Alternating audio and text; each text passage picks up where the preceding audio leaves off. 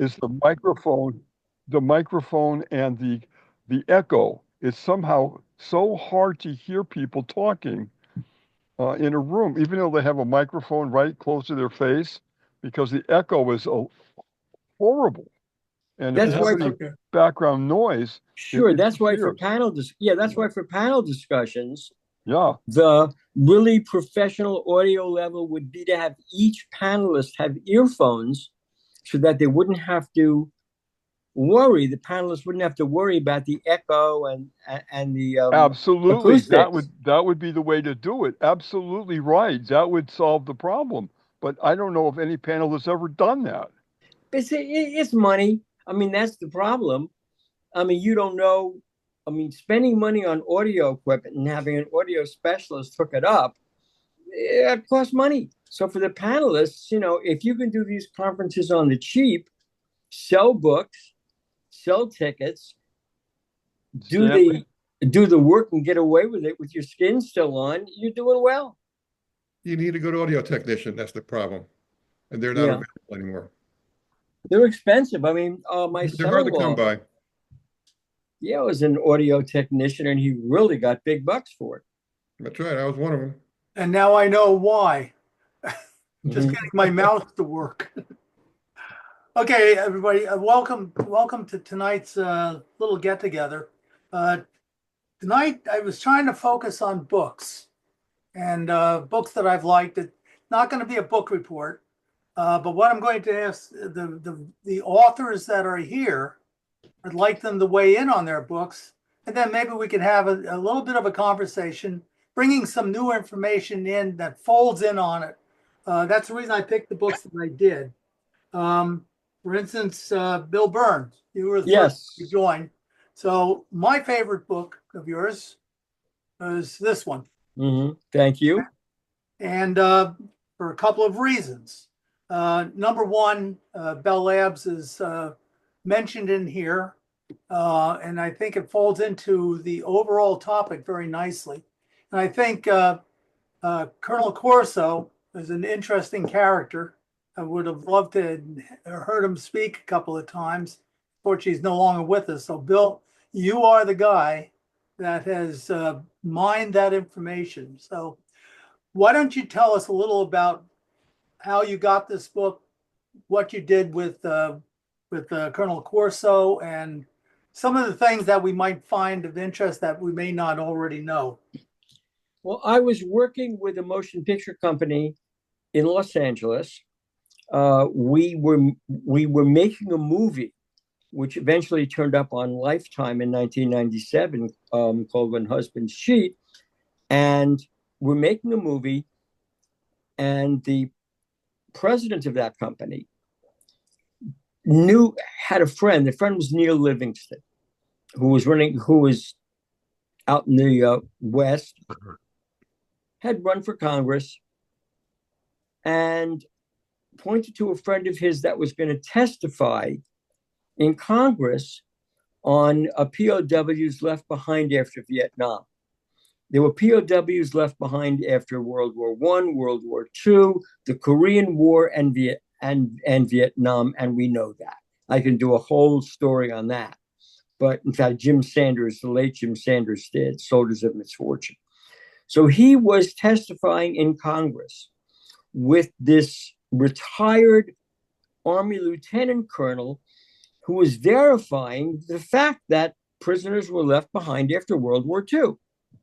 His name was Philip Corso. And in the conversations, Corso said, yeah, well, when I was working for Army R&D in 1961, I was reverse engineering the debris from Roswell. And so he said it so casually that this person, whose name was Chip Beck, he was a CIA station chief, contacted me and contacted the president of the company and said, you got to hear this guy. I mean, he's talking about the crash debris, the technology from extraterrestrials at Roswell. Contacted me and said, listen, we want to do a movie. Okay, do a movie. We need a book. Can you work with this guy in a book? that was the beginning and how the day after Roswell started in 1995. Okay. Along the same line, now Colonel Corso, I have a lot of interest in his background, some of which I'd love to know more about. One of the things I volunteer at a Nike Hercules site, one of the two remaining sites in the world, basically. Mm-hmm. It's a museum, but we have missiles, we have the integrated fire control, we have everything there. It's all set up, and there's an interesting backstory to that as well. But anyway, it turns out that Colonel Corso was a Nike guy. Yes. Matter of fact, he was at, according to Red Canyon. Yeah, and also Red Canyon.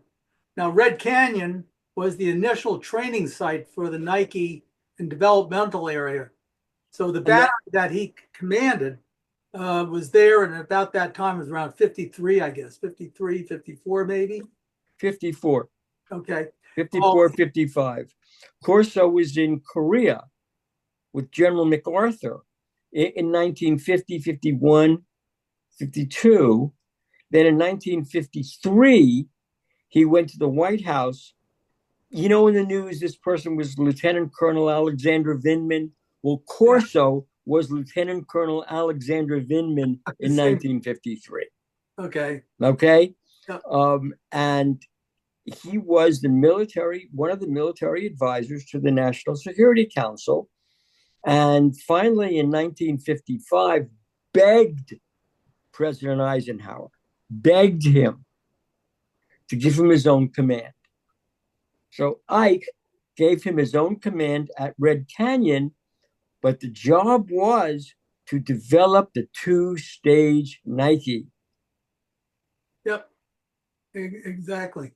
You know, the interesting thing about his stint there, Bruce Pearson had an interesting story that he picked up about, he didn't mention Colonel Corso specifically, but the timeline was correct, that there was a canyon and there were caves, and those caves, apparently the UFOs were seen coming out of them.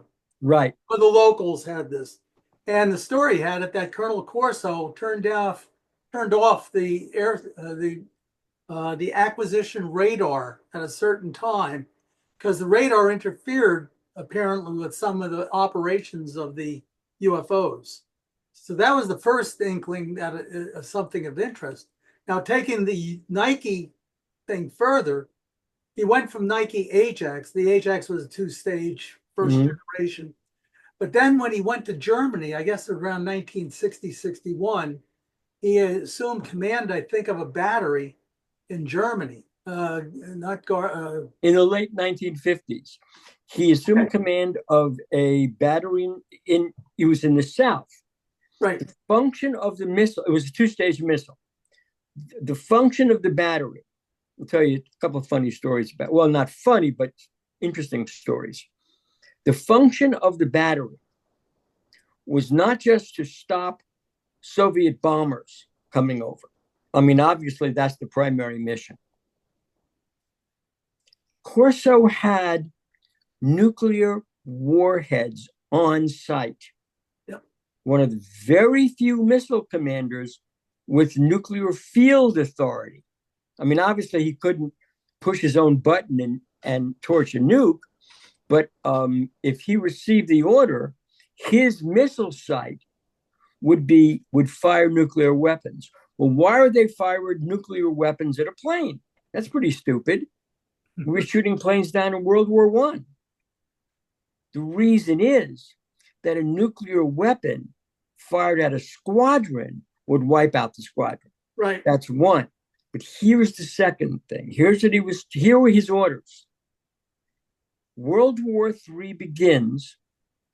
Corso fires his missiles at Soviet bombers, Soviet planes, but as he discovered in Red Canyon that if he doesn't release the second stage of the missile until it arcs down, it's not just an anti-aircraft missile, it's a ballistic missile. Ballistic missile. And so his orders were, when he sees just squadrons of Russian tanks, German Panzer tanks, if these Germans were still using them on the southern flank in invading, torch off every missile, use it as a ballistic missile with nuclear warheads to wipe out the tanks, then get the hell out of there. Shoot and scoot. Those were his orders. Yeah, that's it's a fascinating part of the story. You're right about the range of that missile. The Hercules is 100 miles about. Mm-hmm. It travels at Mach 3.5, so it's a pretty deadly weapon. As a matter of fact, they were talking about even using it in the early stages for anti-ballistic missile, but it would be at the terminal point. Right. But anyway, Corso, his history with Nike was fascinating, and it's a shame because he didn't get much play on that. Even the Nike guys that I work with, I've been giving tours out at Sandy Hook, and we restored the missiles, we restored the launcher area, we restored the IFC, and the Nike guys, none of them knew. Most of them it was almost compartmentalized to the point where they didn't know a lot about what was going on with Nike. Now, New York 56 is the battery.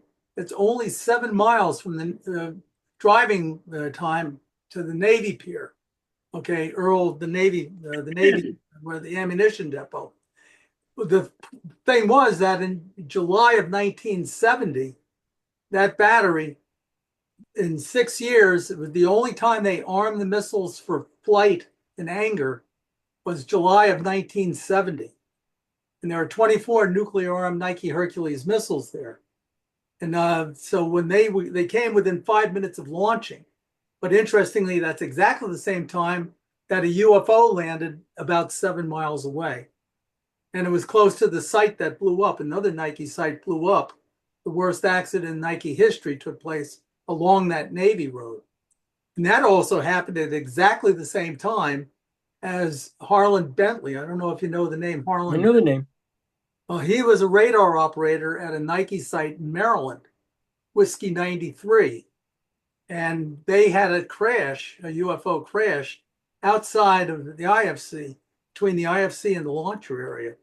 So all of this took place in May of 1958, except for the landing, which took place in July of 1970.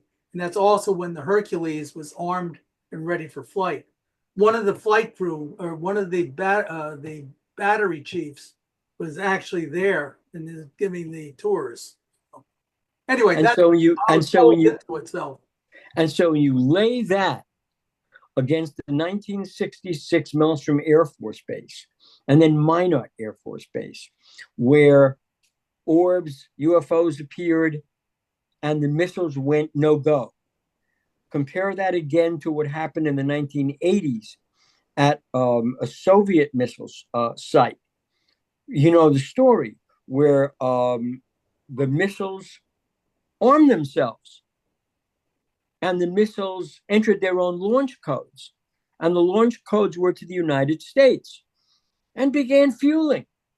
And the missile controllers went by. These are Russian mission controllers.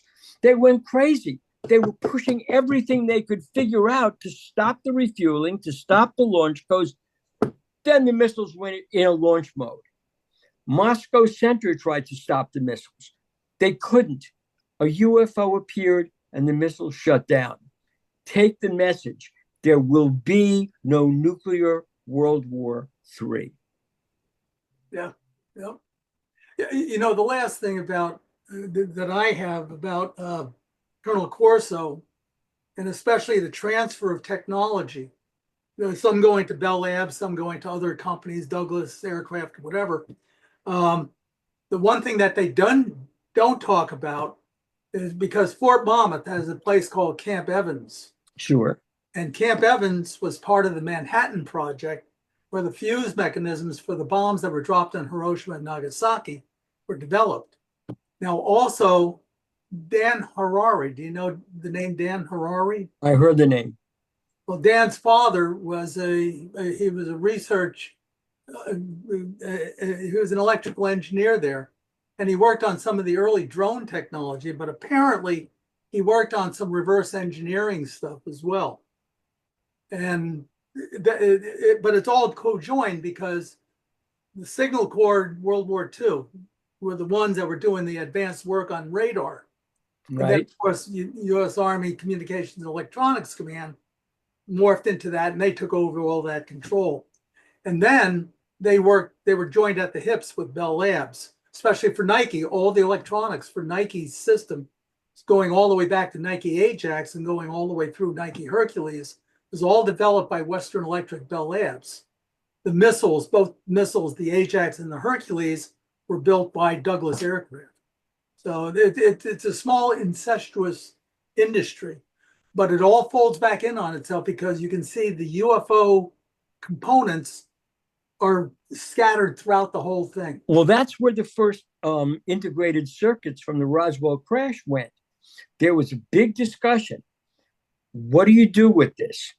And so President Truman turns it over to George Mitchell, right? Secretary of State, former general, to filter. His executive order was, because the Roswell crash freaked everybody out. Nobody understood it at first.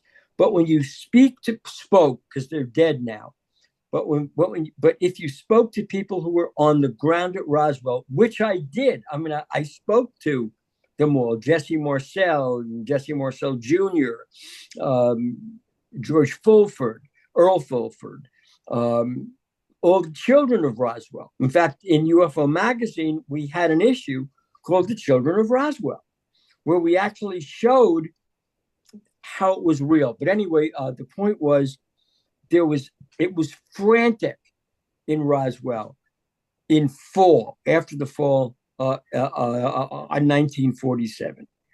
And the first batch of material Truman jumped on was, he said to to his Secretary of State, take the lowest common denominator of technology, even if you can't figure out what it was, figure out what it looked like, and take it to a lab that might use it. And that's where he took that to Bretan and Shockley, who were at that point at loose ends to develop an alternative to the Edison tube, which is the basic light bulb, right? And they were trying to make electrons go one by one with an on-off switch in one direction at a time. We showed them, the government showed them the integrated chip and said, what is this? And the difference was, they realized that they were developing chip technology using pure silicon, and the current just flowed. They couldn't stop it. But when they doped the chip with a chemical like arsenic, they could control the electron flow. That was the beginning of the electron circuit, and computers in the space of 3 years shrunk from room size to table size. By the end of the century, they shrunk to something you could put on a desk. Yep. Oh, okay, right here, I want to involve everybody to a certain, and I also want to get to the other authors as well. Anybody have any quick comments or questions for Bill right now? We're going to get back to this at the end too, Bill. Okay. Okay, Bill, Ray, who has something they would like I to? got a Okay, comment whoever. for Bill. Yeah. Hi, Bill. Hi. The first integrated circuit came out in '58, and that was with Texas Instruments. And the material that was recovered at Roswell was sent to AT&T, Bell Labs. Okay, it was sent to Dow Corning and such. And because they wanted to send it to private industry to protect it from Freedom of Information Act, where people were prying on it. Yep. And in '47 is when the Bell Labs came out and introduced the first transistor, which at that time was just bipolar. Okay, but and then Corning came out with the fiber optics, the spaghetti that they found at the crash site. Right. So yeah, all of these came, but just to comment on, people today have more power in their cell phone than they had on the Apollo mission, the first one to the moon. That's true. And now there are two computers down at Oak Ridge, Tennessee. They call them the Frontier. These computers can do 1 times 10 to the 18th operations per second.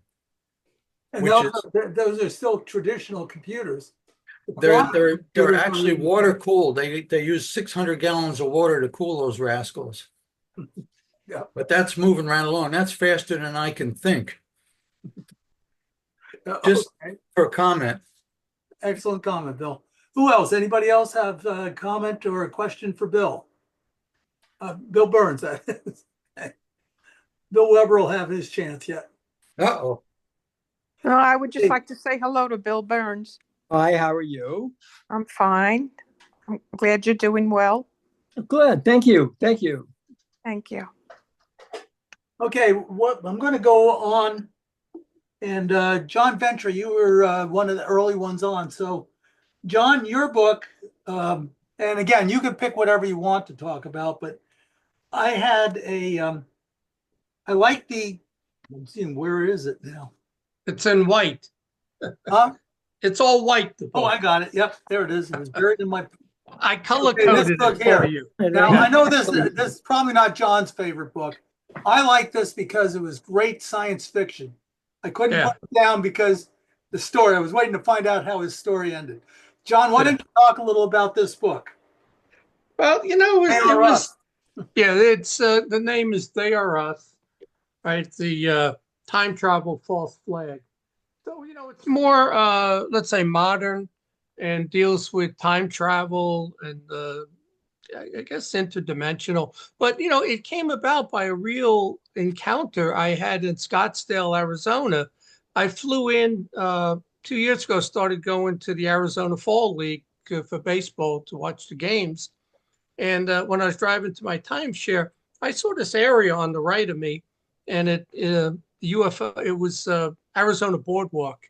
And so I said, I'm going to go there after I check in. And, it had a Ripley's, believe it or not, a UFO exhibit, which was one of the best I've ever seen, and you don't have a lot of these UFO type museums outside of Roswell, let's say, and a dinosaur exhibit. It was really cool. So, I went in there and actually the following year, last year, I was a guest speaker. They did once a month speakers. So, I don't want to take too much time on this, but I had this conversation with this female, and it's funny. She had these. She had blue, bloodshot eyes, but very albino-looking girl, similar to the one I met back in 2013, and I wrote a book regarding what she told me. But her spin was a lot different. So this book basically, I don't know if there's 5 or 6 parts to this, Joe.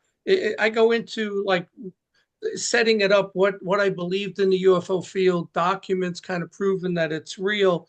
Then I go in, that's about 50 pages. Then about 50 pages, my encounter with this woman, which, I took what she said and then I filled in all the blanks. So yeah, it's a sci-fi story, but it's a cool sci-fi story, Yeah. Yeah. And then I went into, different manuals and documents, and James Krug wrote a chapter on time travel because physics was not one of my best classes, And then there's about 80 pages on UFO history in chronological order. So, I make the case, really, I think, Joe, for UFOs being real, but that's not what she really said. She said there was only one UFO crash in the Black Forest in 1936. And from that, we're developing, our Space Force. And it's at some point, that it's us coming back from the future. So really what we're seeing is our developing the space program, and then that's a lot of what people are seeing in the sky. And then at some point, it's us coming back with more advanced craft, let's say, through time travel. It was a really interesting conversation, and she actually told me which cases were us developing it and which cases were them coming back. And they also had an agenda in coming back and trying to change a few things. So it was a cool story she told me. And then I kind of ended the book because I had just become a Knights Templar and was knighted. I put a chapter in there on the history of the Templars, the final chapter, the history of the Templars and Okay, Joe. I'm sorry, John. How did Yeah. the Templars begin? There was a guy. I don't know. No. How did the Templars begin? I probably have to go back to the chapter. It was a guy in France. I'm trying to think of his name now. Peguet, something like that. They started the Templars in 1118 or 19. Why did he start the Templars? You're gonna make me go back to my book and read it. I'm gonna, because I know. There's a great end to this story. And when you do the second edition of your book, you're gonna put it in. All right, but they were what the Knights Templars were in the very beginning? They were escorts for people going to Jerusalem. They were the first FedEx. Yeah, well, UPS. Yeah, yeah. They would escort. They would escort, but they became Bill. I put that in the book, actually. They were the escorts for people wanting to go to Jerusalem because they were being held up. Right. So they needed armed guards. And their cargo was being stolen. Yeah. So then they became actually... The poor knights. Yeah. Well, that's why the symbol is two knights on one horse, because they're poor knights. Right. They can't afford two horses. Right. But then they became, Bill, actually the first international bankers. Yeah. Yes.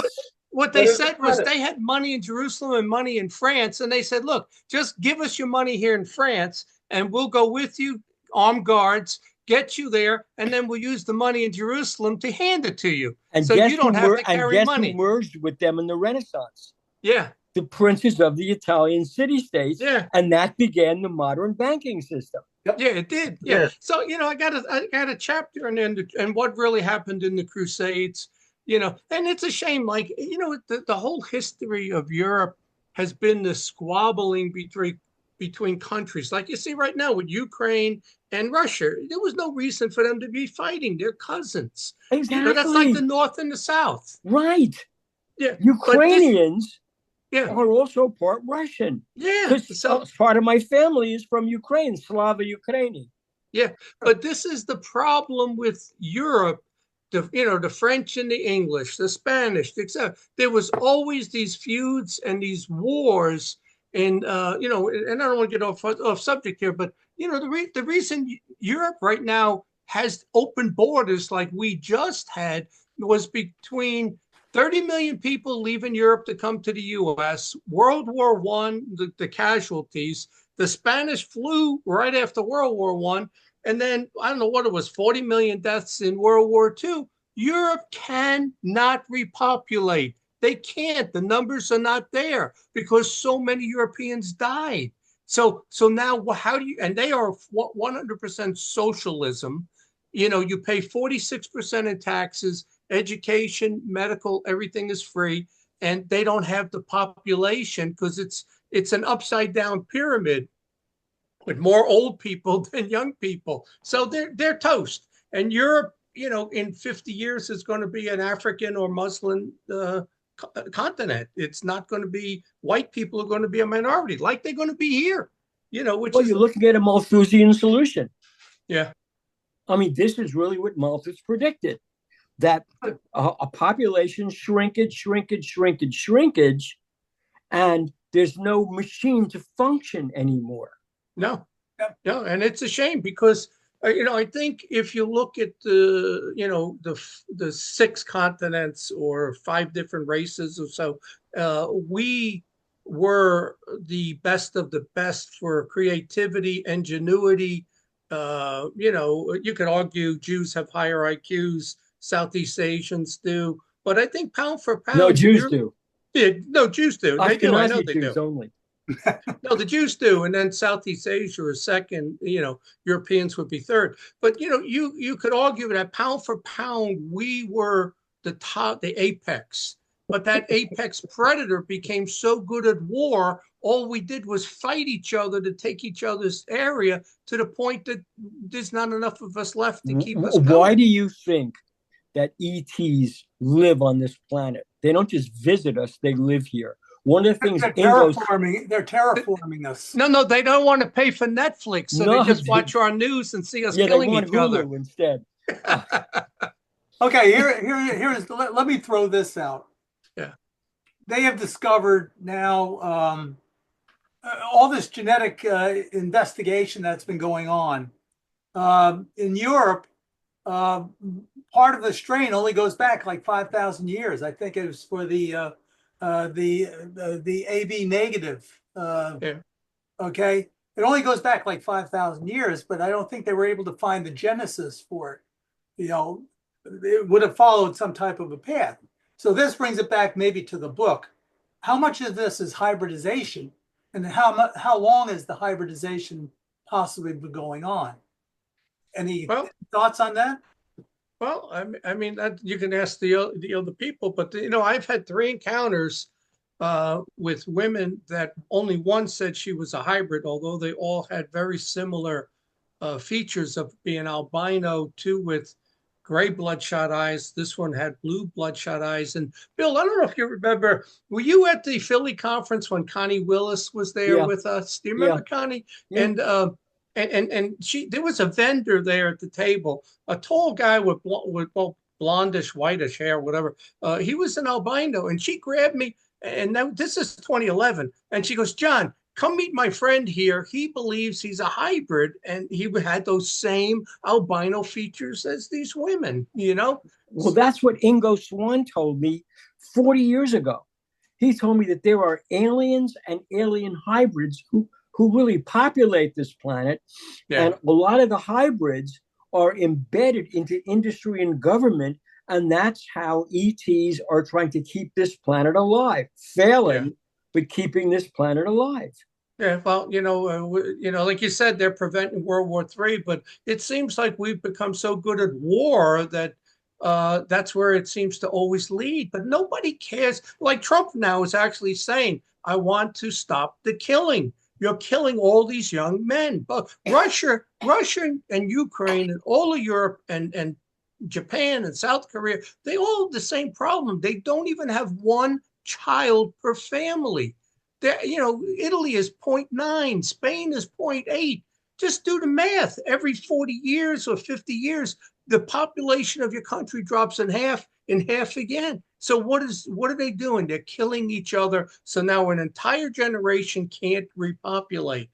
But it's sad, really. Also, you need to have I think right now in the United States, it's only like 1.4 or 1.5 children per couple. 1.37. So we're in that downward slope as well. The only difference is our economic system will always attract immigration. So people will come here just for the style of living and ability to advance. We're never not going to be able to add, but we have to add, the people who are skilled in areas that we lack, have job openings. We need nurses. You let nurses in. How many people can you let in that work in hotels and lawn service? That's the problem. Lawn service and hotels. John, we're talking the American healthcare service. Yeah, exactly. That's what we're talking about. Nurses are having trouble finding work. Yeah, that's what we need. Finding work. Are you kidding? Work is having trouble finding nurses. Yeah. I taught for years as a substitute college professor of English at Jersey College of Nursing, where I encountered all these nursing students from Africa, Zaire and the Congo and Liberia and all these countries who came to America for one reason only, to work in the healthcare industry, because we have a shortage of healthcare workers for a population, as John Ventry said, which is an upside down pyramid. But here's the thing that's interesting about that. plenty of nurses, but now it's required that you become a PA. They have to go on for their master's degree. So even with the shortage, the entry-level nursing, their jobs aren't there. I got this from a couple of nurses that were saying that. But who's requiring that? Is that the whole college education system because they want to keep their monopoly going, that you can't be anything until you spend $200,000 on education? And there's a racial aspect to this too, Joe. Yeah. Okay. But Joe, let me just say, I want to give everybody a chance to weigh in on this. Joe, did you like the ending to the story in my book? How I worked the Knights Templars in, but I'm not going to say a word about it because I want them to buy it. You want to buy the book. Yeah, John's thanks. selling his book online. Okay, anybody who would like to make a comment about the conversation right now? You see how this is well, make the conversation moves around. If you want to hear this conversation more, come to a dinner between John Ventry and me, and we're arguing across the table. Yeah. But make your comment is not on let's say population or that, but on this girl's theory that the bulk of the UFOs are us. They are us. Developing it along the way and then coming back. What do you think about that possibility? Can we even come back in time? I open that up to all of you out there. Want to hear the greatest like to weigh in? Want to hear the greatest time travel story? One of the things that will kick you in the butt. Okay. It's during UFO hunters. A lot of strange people met me during UFO hunters. Some of them weren't from this planet, and this one story, this guy kept calling. You got to help me. People from the future are tracking me. Where are you? Well, I'm from the future too, and I'm trying to escape them, and they know where I'm going to be. He kept calling because they have this computer, the golden. I'm giving it a name. He gave me another name that I forget. The Golden Eagle. Okay, Golden Eagle doesn't exist. In the airport, next day, sitting to a person I know is an IBM engineer. And I asked him, have you ever heard of an IBM computer called the Golden Eagle? He shrieks as if I yanked on his gonads. He shrieks. And he says, how do you know about the Golden Eagle? It's a top secret. And I said, well, I got a phone call from this guy who said he's from the future and he's being tracked by a computer named the Golden Eagle. And he says, we haven't even invented it yet. Now it's almost 10, 15, 12 years later. I read in the newspaper about IBM's qubit experimental computer called the Golden Eagle. Okay. Bill, you should write a book. Oh, another one? No, backstories, from your UFO days. And because I find these backstories behind the scenes as interesting as the shows. And there's probably a lot of that from people and then people in the field that backstories on. I'm working on 2 books right now. I'll add that. All right. Make it 3. Back to the qubit. Bill, you mentioned the qubit. Google just came up with their new chip, their new quantum chip. Yeah. And they were running tests on it. They built their protocols and they were testing the thing, and they were getting some of what they expected to get, they were getting. All of a sudden, though, they started getting data that they couldn't identify where it was coming from. And now somebody sitting there racking his brain, he said, we may have discovered that alternate universe. That's the whole premise of it does exist. That's a whole premise of the quantum computer.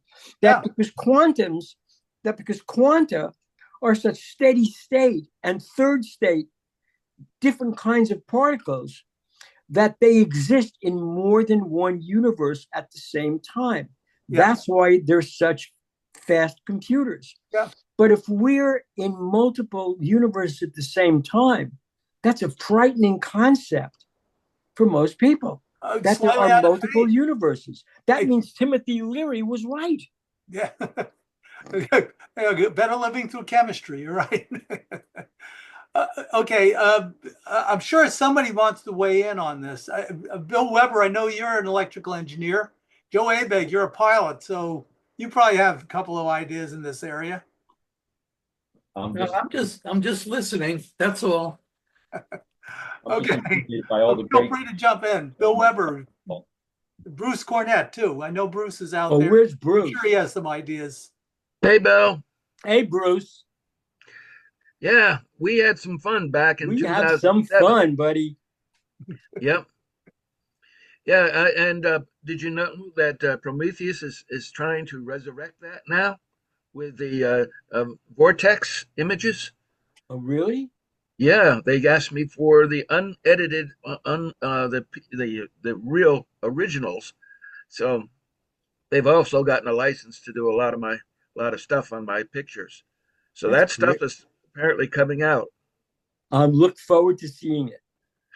Yes. And Did Bruce, you? you And can introduce it to us. yeah, I will definitely do that. I will have a lot of things that are coming to fruition right now in terms of our understanding. And I think your statement early on in this show that they are living here on Earth is wonderful because If that's I told you how I learned it, it would blow your mind. We were in the Cayambe Desert, okay, and we're looking for the debris from the crash between a private jet all the way back years ago and a UFO that the Mexican army tried to retrieve. All the soldiers died on the road. yes, I remember that. You know, Yeah. our army jumps over the border, which it always does, by the way, cleans up the site, buries the plane parts, and lets the Mexican government take the soldiers. They take the UFO. Right, of course. We're in the Cayambe Desert, and we keep getting these strange messages on our radios and on our phones. This is after the Mexican army stops the bus, points 50 cals at us, and says, unless you identify yourselves, we're going to pull this trigger. We do, they don't. We go out to the site, and we're getting these messages about where to look. Finally, we get this message. We look down. There's that. We dig. United States Army petrochemical tanks are in a built mine shaft. Then in the next episode, we're at an air museum talking about the Cometa report. One of the Cometa report translators comes over and says, you know that they're here, right? You know that I'm one of them, right? You know, you understand this. And he just gives you the lecture of how they've been here. They're going to stay here. We are they. It's like he says, we have met ET and it is us. And he goes, they're part of us. They've got to keep us alive. That's why they're here. Well, I have a friend down in Florida who claims to be a hybrid, and she goes up on the ships and every single day or night, and she's telling me how her people are protecting this planet, and that they're all over the place. I mean, I told you back there at Pine Bush, I don't know if you believed it at that time, but that I married an alien hybrid. And I have 3 children I was introduced to, and 2 of them are flying the ships. And I've been aboard Wow. them.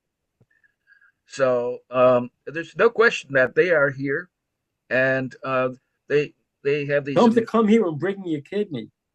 Yeah.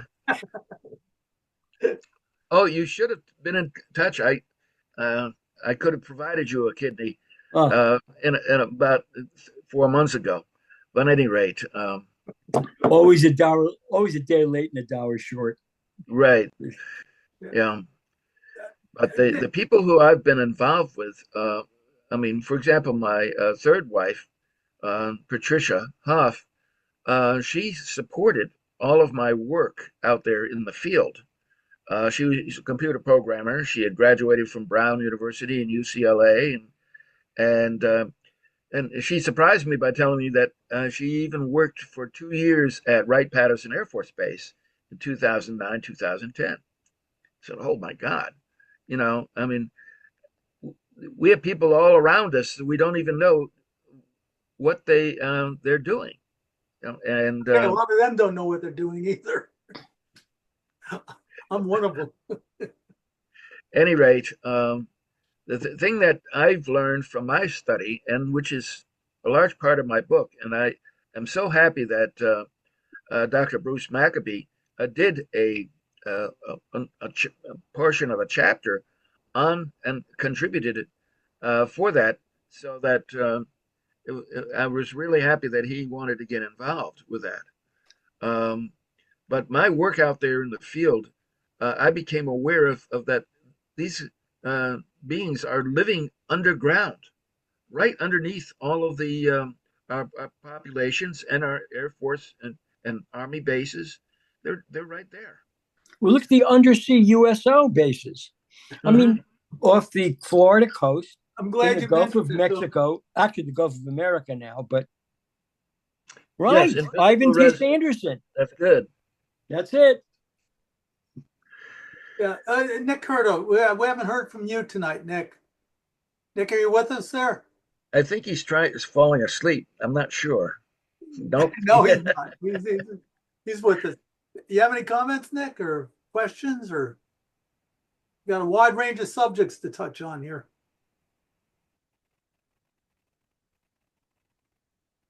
I'm sorry. I couldn't quite catch. I'm so sorry.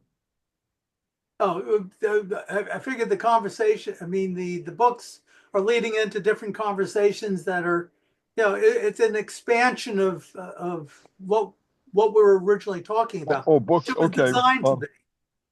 Well, I have to say that the chapter on the government on another planet in the Urantia book blew me away, absolutely floored me. And I've read that several times, and still there's so much in that. And I highly recommend that you take a look at it. If you go to urantiabook.org, you can read it.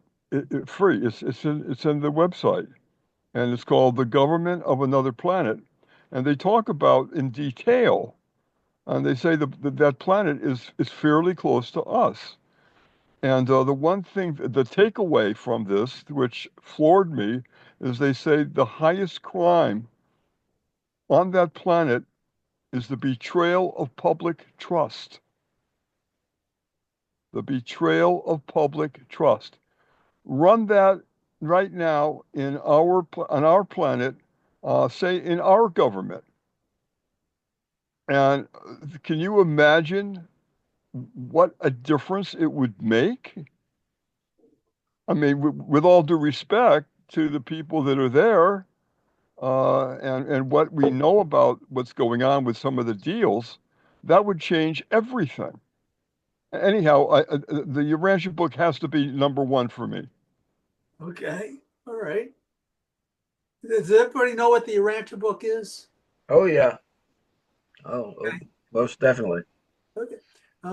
It's an alternative interpretation, or actually fills in the missing gaps in the life of Jesus. It So does. It was published in 1955.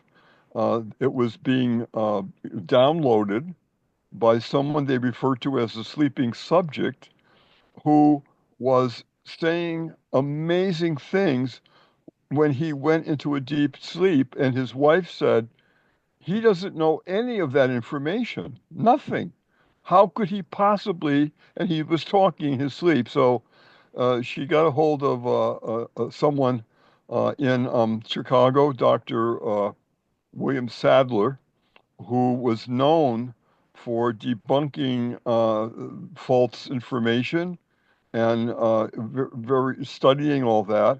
And she approached him and said, "Could you come over and hear what he's saying?" And Dr. Sadler agreed to that. And this was good. It ended up going on for years because the man was just saying amazing things about the universe, about angels, about Jesus, and information that's not anywhere else in detail.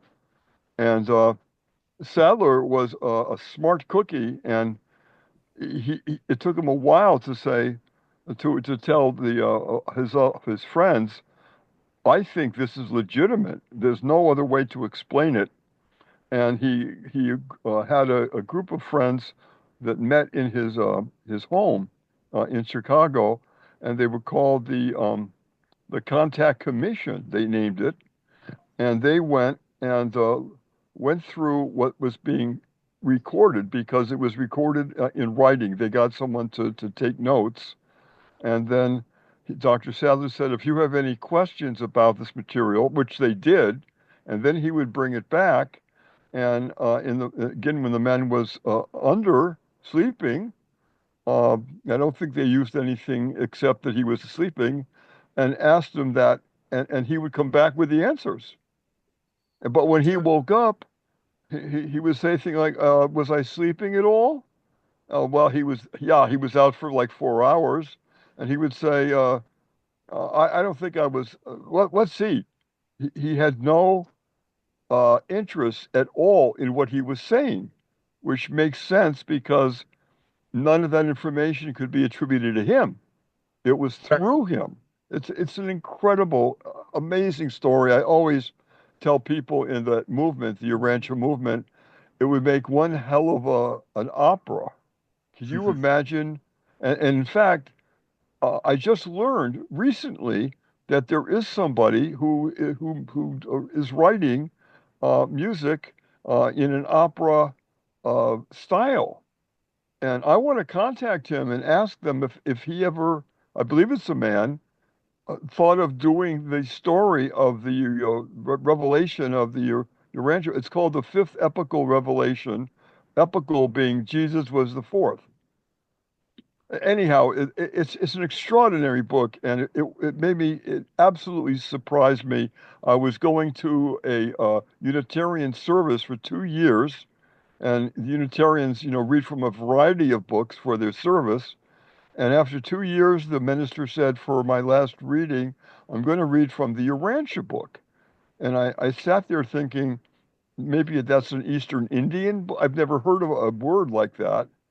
Well, And then he Urantia read is their word for Earth. and Urantia means our planet Earth. Hmm. Urantia means Earth. So he read 3 paragraphs, I believe, and then he said, the service is over, go in peace, and everybody filed out. I had to stay there for 20 minutes because I literally felt as though I was hit with a spiritual truck. I couldn't believe what I was hearing. It was like, oh my God, is this what I've been looking for all my life? And then I found people that read the book in groups in Manhattan, and I joined that. I'm now the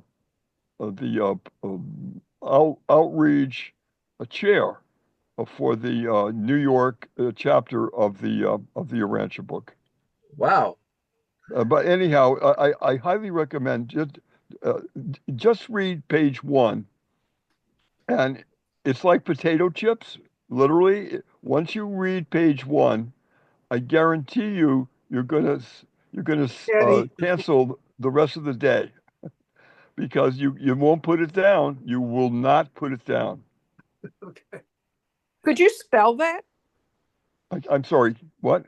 Could you spell it? Urantia. Spell Oh, Urantia. of course. Urantia.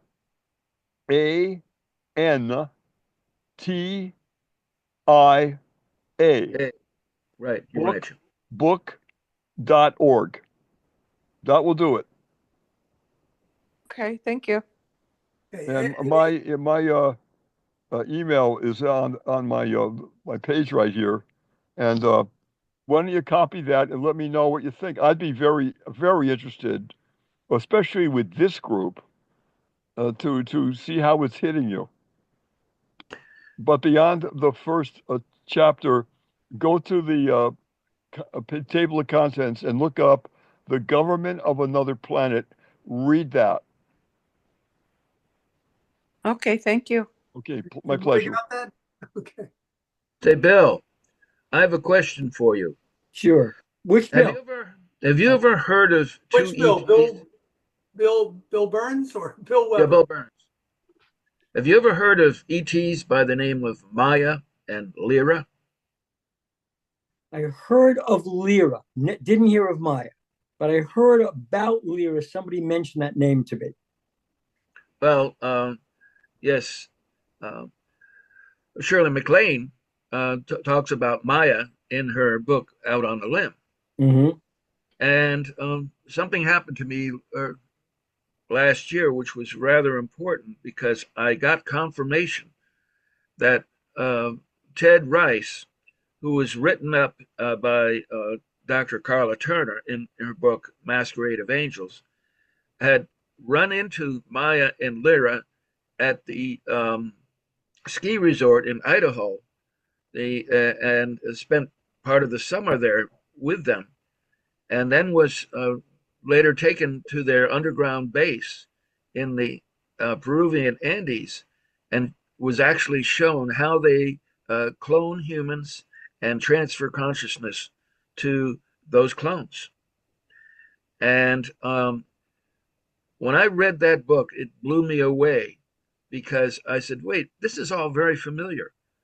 And his encounter with Maya and Lyra occurred in July of 1963, and I was with my French class over in Europe, and on our way back we stopped off at Amsterdam, and I went down to the lobby and to meet some of my friends to go out to do sightseeing, and this short woman, pretty woman, saw me and came over to ask me what I was doing. And she said, "Hi, I'm Maya. Uh, would you like me to give you a tour of Amsterdam?" And I said, "Sure." So for 3 days, we would meet, and she would take me to different sites and locations. And then on the third day, she said, "We got to go back to the zoo and meet Lyra." And I ended up meeting Lyra. And then she said, "You're going to take me back to my hotel room," which I did. And I wanted to continue our contact, get her a mailing address or how to contact her. She said, "That's not possible." And she says, I do not, I'm not part of your civilization. I live in South America." And I was amazed that she knew her way around Amsterdam so well. And I said, "Well, where do you live?" And she said, "In the mountains." And this is what she had told Ted Rice. Till finally, at the end of their time together, they took him in their spaceship to the Andes and showed him that underground base that we talked about. But I was the only one who was able to get a picture of Maya, and I showed it to him. And Ted Rice said, "Yes, this is the same woman that I met." And we met them 1 month apart. And I just wanted to share that because I think it's so unusual.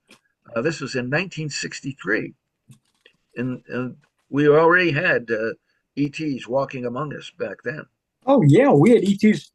I mean, what they said was that we've had ETs walking among us since 250 million years ago with Homo nivili. So we've had that.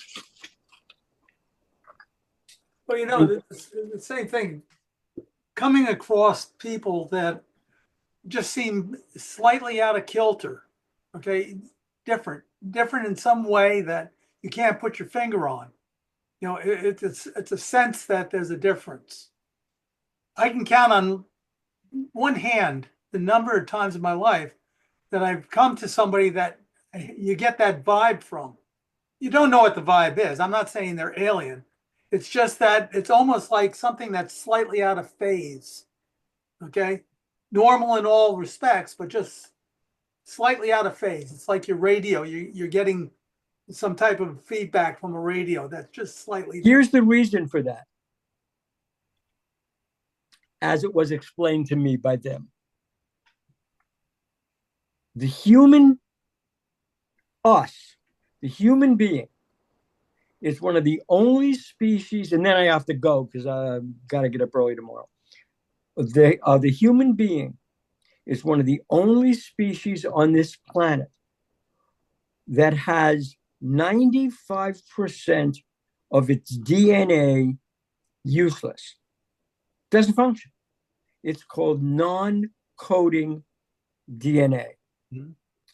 What I've heard from a couple of sources, one of whom claimed to be a hybrid, but one of whom was a young ensign on the bridge of a picket ship, a destroyer out in the Pacific at the near Thanksgiving in November 1941, and saw the Japanese fleet and was told to keep his mouth shut. Here's what later on he investigated the Philadelphia experiment, and here's what he told me: that one of the reasons there is no major disclosure of a UFO presence on this planet and the ETs on this planet, who are really us, is that were we to have those same types of DNA-based powers that they have, we'd be able to see the future as the past, move objects with our mind, but worse, have projection power. And he said, when there's a contact between extraterrestrials and human beings that they abduct or contact, that part of that DNA gets turned on. So if you interview UFO contactees, you will find out that they discover their abilities to have strange powers. That's one of the reasons there's no broad disclosure, because human beings, as we know them now, cannot control the powers that they would have. Thank you, Bill. Yes, you're absolutely correct. When I lived for 7 years with an ET hybrid who had all sorts of psychic powers and could see into the future and could read books just by holding them in her hand and memorize them. And so, I'll bet she and you communicated without even speaking. yes, we got to that point. So when right before she died, she taught me that I could communicate with her telepathically, and she did it in a fun way. I was coming home from work and was too tired to cook her dinner, so I stopped off at McDonald's. When I walked into our condo, she calls out from the bedroom, "Hi, honey, did you get me my Big Mac with extra pickles and Coke with extra ice?" And I said, "How did you know I have them?" She says, "Because I asked you for them." So I paid attention to my thoughts in my head. And after she died, she continued to communicate with me for 7 years. Okay. All right.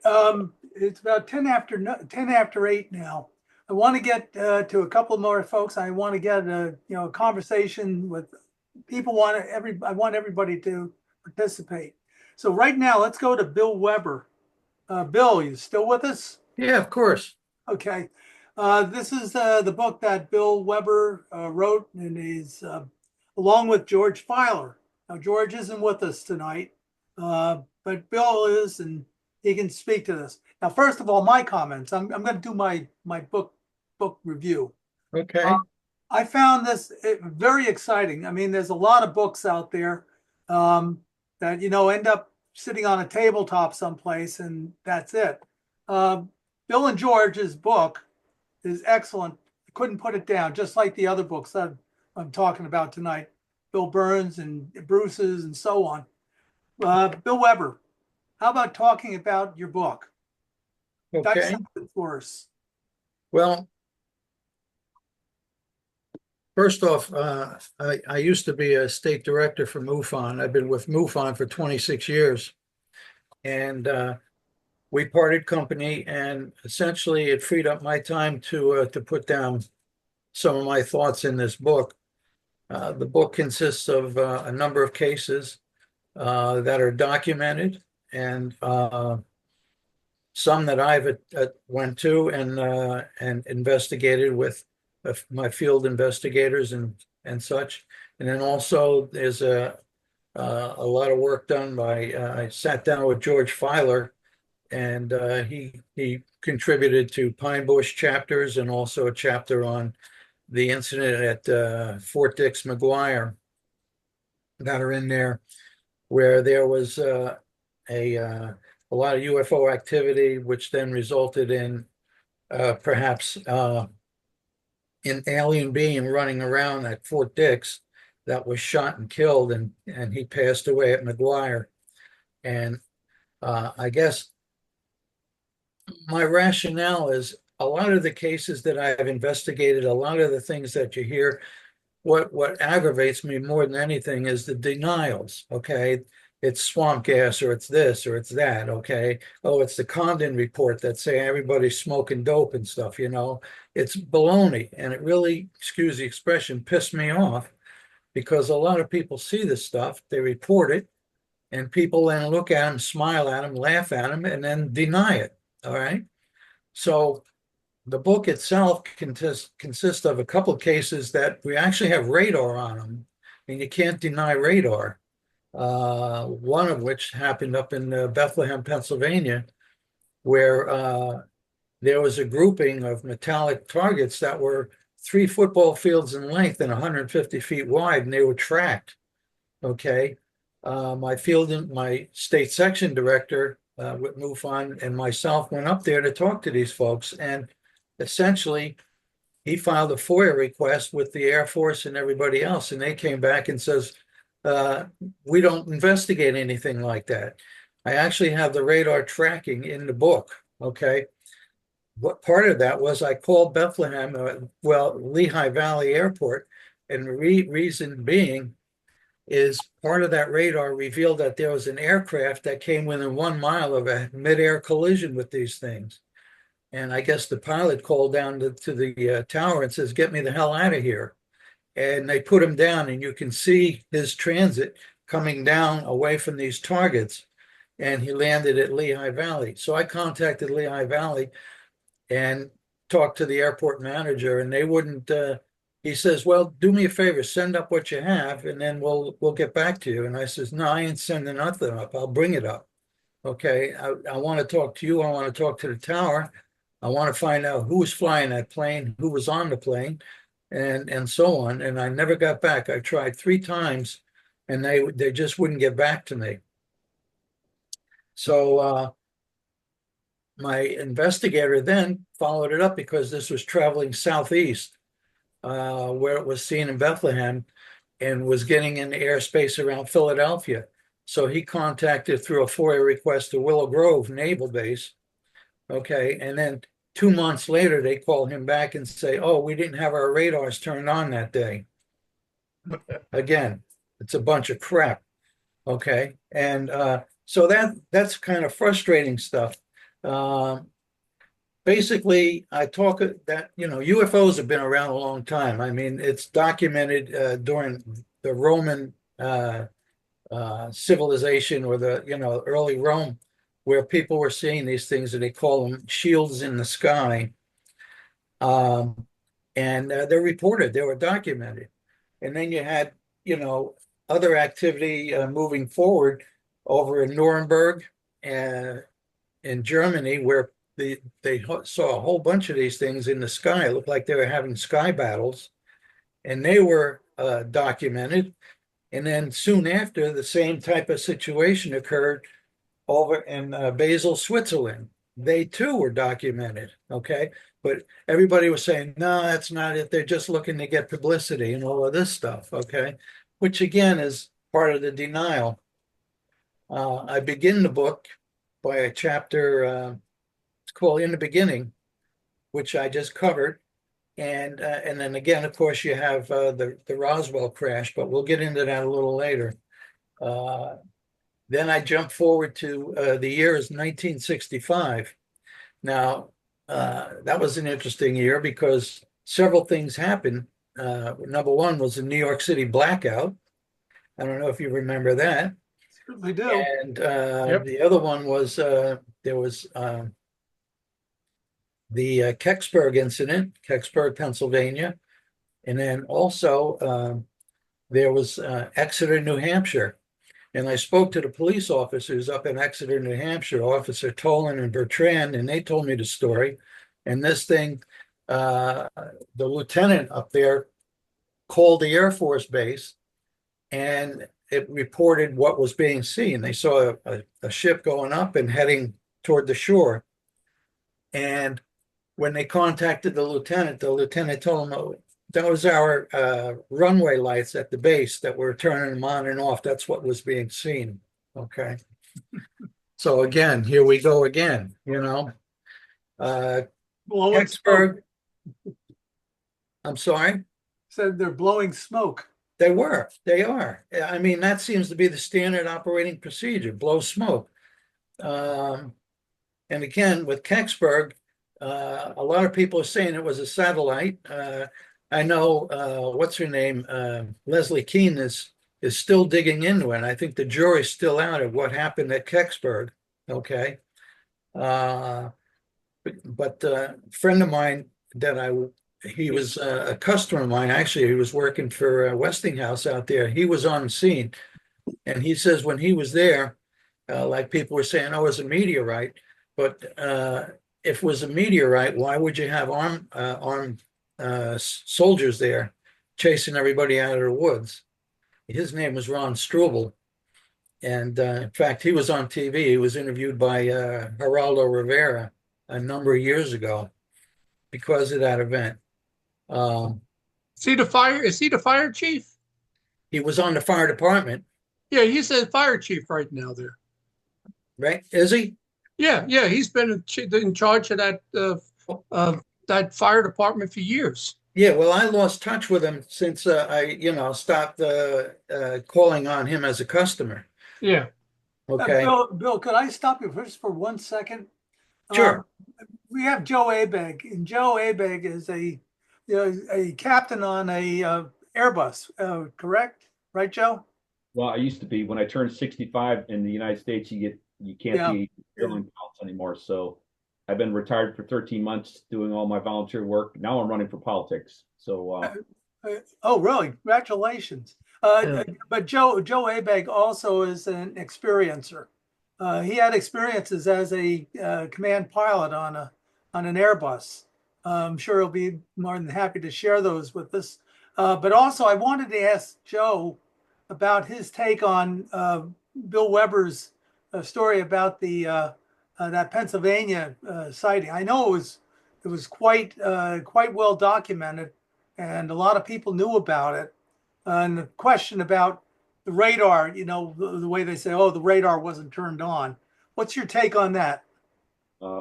just like everybody else is saying, it's a bunch of smoke. So that's just horse hockey. That's if it's Joe, you had experiences while flying. Was there anything similar to that? I remember some of the drawings that you did. Yes, sorry, but I'm not artistically proficient at those things, and I'm in awe every time I'm very busy. So I had to rush with my yard work so I could get on this.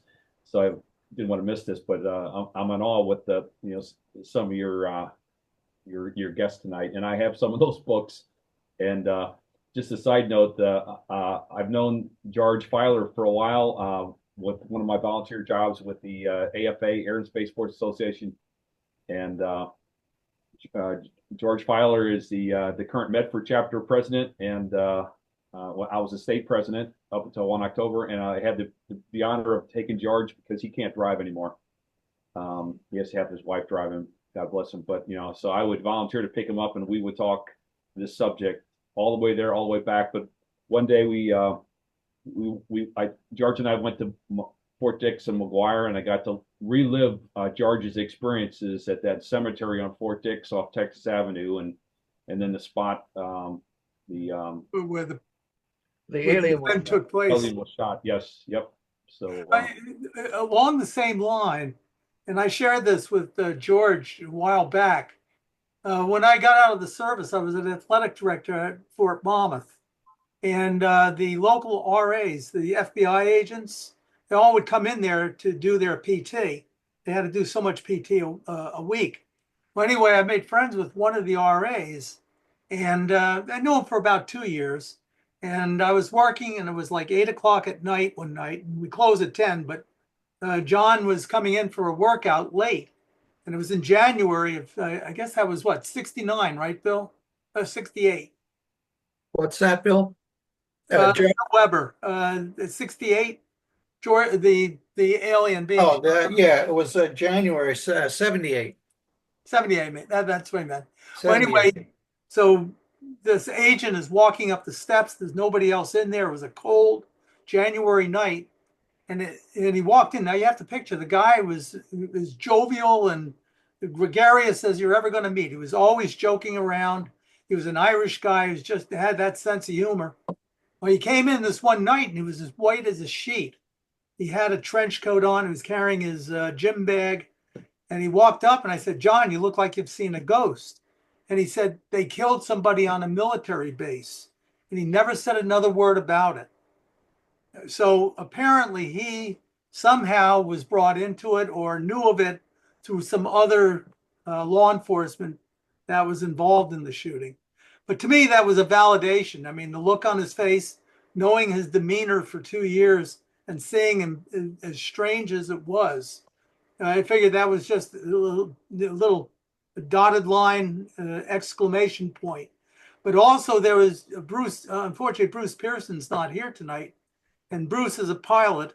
And he had a friend that was a pilot. And apparently he was a pilot in the Air Force, but also the CIA.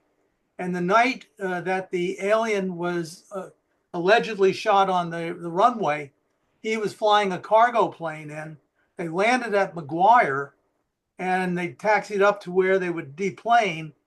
But the air traffic control said, stay on the plane until further notice. So the story that was told to Bruce Pearson, and I'm sorry, it's third hand, but the story that was told to Bruce was that they sat on the plane, they set the radio frequency on one of their radios to the MP-AP frequency, and they were listening to the chatter throughout the event. So there was a lot of, and again, the point I'm trying to make is that something is reported, something is documented, something is investigated, and then it kind of stops there. But if you keep looking at these things, eventually other information comes out that you could build more on. And that's what I found with George's story, because there were at least two anecdotal pieces of information that I think added to the validity of the overall story. Anyway, I'm sorry, I didn't mean to go off. No. Bill Weber, go back. Still yours. Yeah, right. Okay.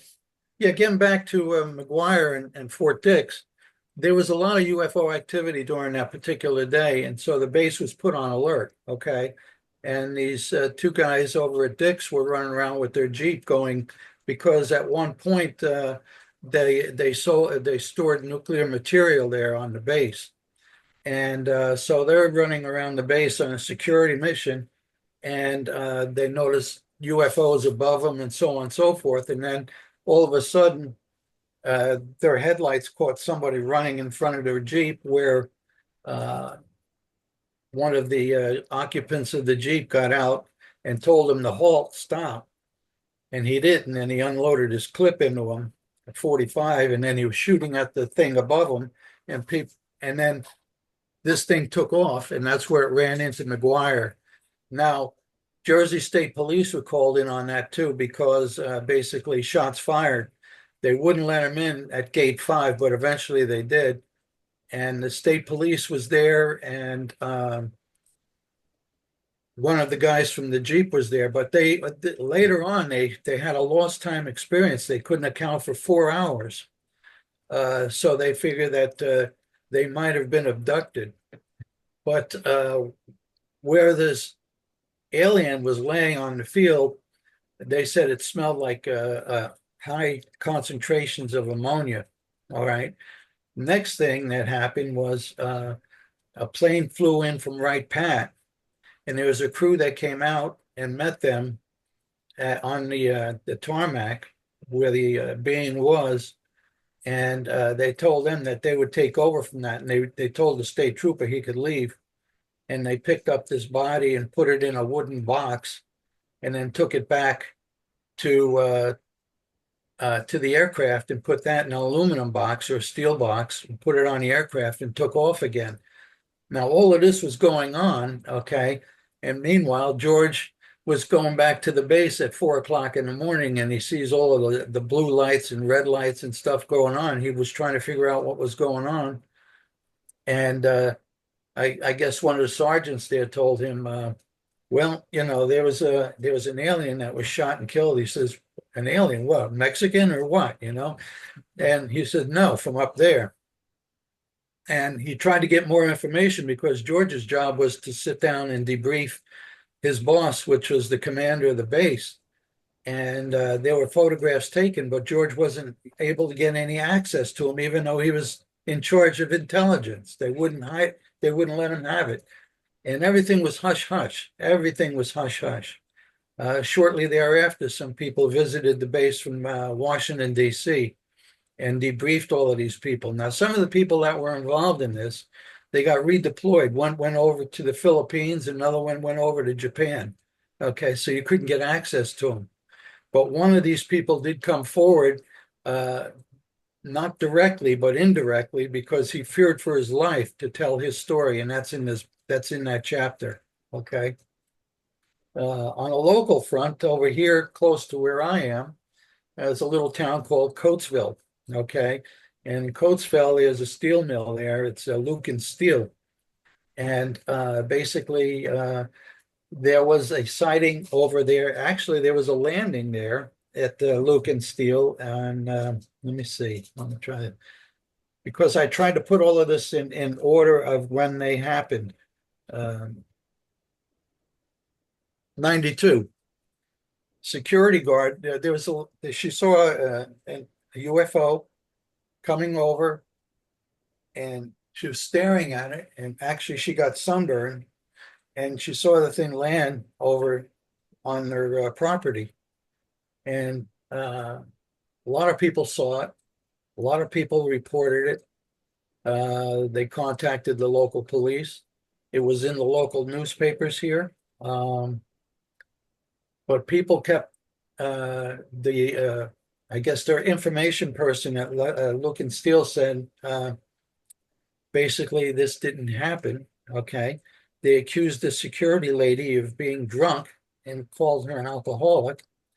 And I was interviewing people, or trying to interview people there that witnessed this thing. And 30 years later, they still wouldn't talk to me because they were threatened if they talked. They wouldn't even let a MUFON investigator come in. They wouldn't let anybody come in, and they kept that close to the vest. And 30 years later, they still won't talk to me. So that's Coatesville, and that's an interesting subject. Why do you think, Bill? Why? I mean, it wasn't. What was so classified about it? Well, first off, think about, and this is my theory, okay? Lucan Steel, by the way, they made steel for the Twin Towers. They're a government contractor, okay? Just like the material that was recovered from the crash that the metal went out to Battelle, okay? Like I said, Corning got the spaghetti fiber optic stuff. AT&T Bell Labs got the technology. Yeah, that technology, and then Texas Instrument came out with the first integrated circuit. Okay, all of these companies are under government contract. Okay, so they keep things pretty tight to the vest. That's my theory. They won't open up their kimono and talk to you unless you have an in with somebody. There was another sighting at Mountaintop, PA, where a guy saw this thing, and we got radar on it. It was picked up on 3 different sites, and that radar tracking is also in the book. And we had at MUFON, I think he's passed away, a radar specialist who's out in Colorado. Glenn Schultz. Glenn Yeah. Schultz. Glenn Schultz, right. Yeah. He took a look, and he's the one that did the analysis on the radar, because when we contacted the FAA, Dan Medlicott, he contacted the FAA, they sent up something, but it looked like somebody sprinkled pepper on a white sheet of paper. Okay. So we contacted Glenn Schultz and he took a look at it and he did the analysis and provided that, which is in the book. And his concern is that he's seeing lots and lots of activity in and around the New York to Philadelphia corridor, where, you know, eventually there's going to be a collision with something. He says because it's quite busy. He wanted to get that note or message out there because he didn't want to be the one that was going to be blowing, you know, the whistle, but he wanted somebody else to blow the whistle to keep our eyes open. And people keep denying it. If you're seeing this thing on 3 different radar sites, something's up there. But he's quite concerned. And the thing that's aggravating is it's concerning, plus the denials are concerning. I talk a little bit about UFO technologies in my book. And this is based on several things. First off, like John indicated, there was a UFO crash in the Black Forest in 1936. Well, that was picked up by the Germans, and then they took it over to Wheelsburg Castle. Hanabu. Well, that's where the Hanabu came from. Okay. But they also had clairvoyance with them, Maria Orsic and a lady by the name of Sigrun that was in contact with the Aldebaran star system. And they got plans that they telepathically, I guess, and combined them with what was recovered from the crash site and came out with the first craft, which was the Hanabu. And then they came out with the second craft, which was more advanced, which was the Vril, VRIL series.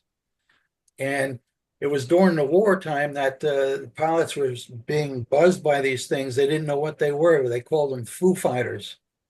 That could have been those things. Okay. Yep. And one of the guys that was behind a lot of the stuff was a fellow by the name of Werner von Braun. Under a program by OCAS, they brought him over here with several other scientists. Willie Lee and That was Operation Paperclip. Paperclip. I'm sorry? That was Operation Willie Lee. Paperclip. That was Paperclip, that's right. Right. And there was a split among the Nazi scientists. A group fled east towards Russia, and Werner von Braun led a group that fled west towards the Allies. Right. And you know, one of the reasons was, let's get to one of the foundational reasons about Werner von Braun. Right. Yes, he was everything. He was everything. He learned his rocketry from Goddard in the 1920s in New Mexico, but von Braun was a colonel in the SS. He was SS, that's right. The SS isn't just a fellow traveler. The No. SS is a true believer. Yeah. And so when he came here, there was a massive cover-up of his background because we were conducting the Nuremberg trials. Of course. Yeah, No, he came over with 1,600 other scientists. actually, the total was 16,000, and that was into the early 60s. They were still bringing them Well, over. they're still bringing them over, right? And Yeah. Russia got some of them. We got some of them. 56 of them Right. just at Camp Evans. Yeah, Russia got some and we got some. Okay. They all got together. They all communicated with one another. That's why the Russians got to space before us. Yeah, Sputnik. Yep. That was the reason. Yeah.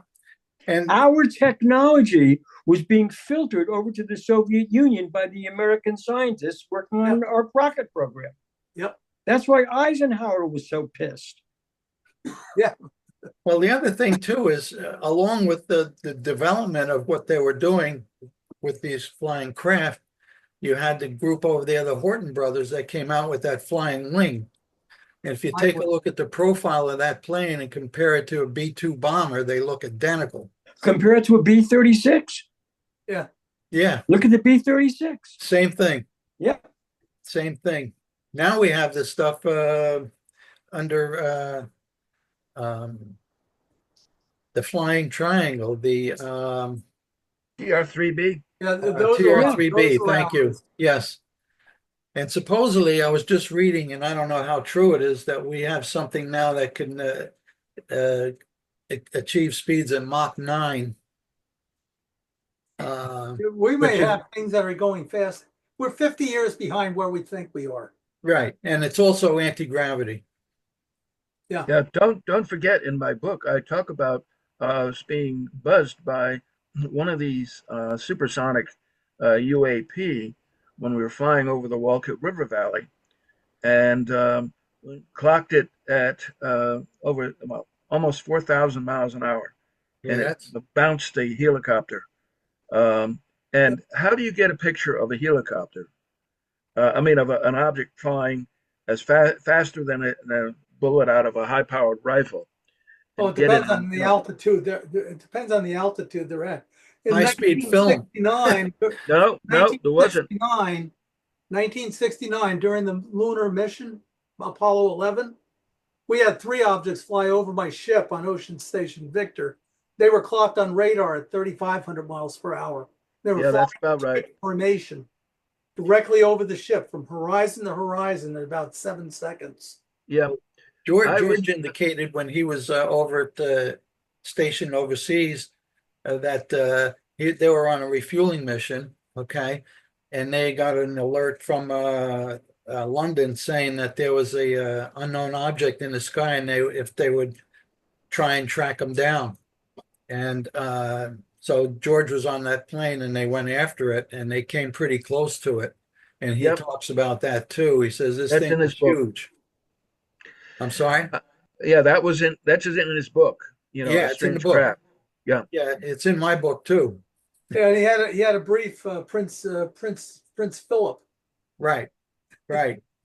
Well, who was Lord a true Montalban, believer. Lord Montalban had issues prior to that, where he had a craft land on his property, and one of his workers actually saw the thing, and he saw a being from it that knocked him down, knocked him off his bicycle, and Lord Montalban went out there to just to trace his steps, and sure as hell there was all marks all over the place, and that's the picture that's in the book.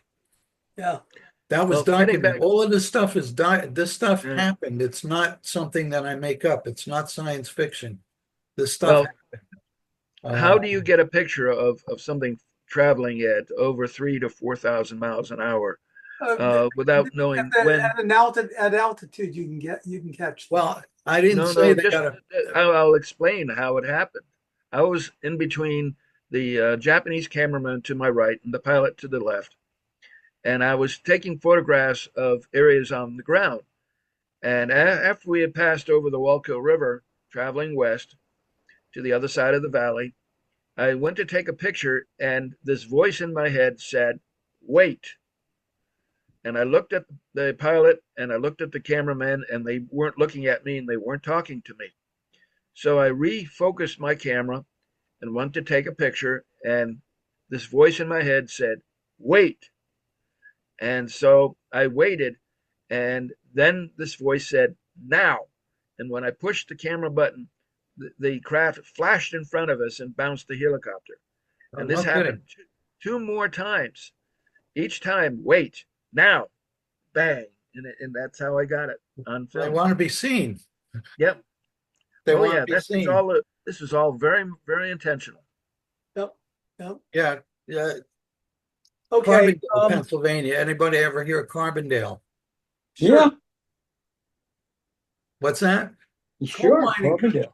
Yeah, there was supposedly a crash in Carbondale in the silt pond over there, and just recently they had their 50th anniversary up there from that particular thing. They actually have a monument set up where this object was hovering over the silt pond and then came down.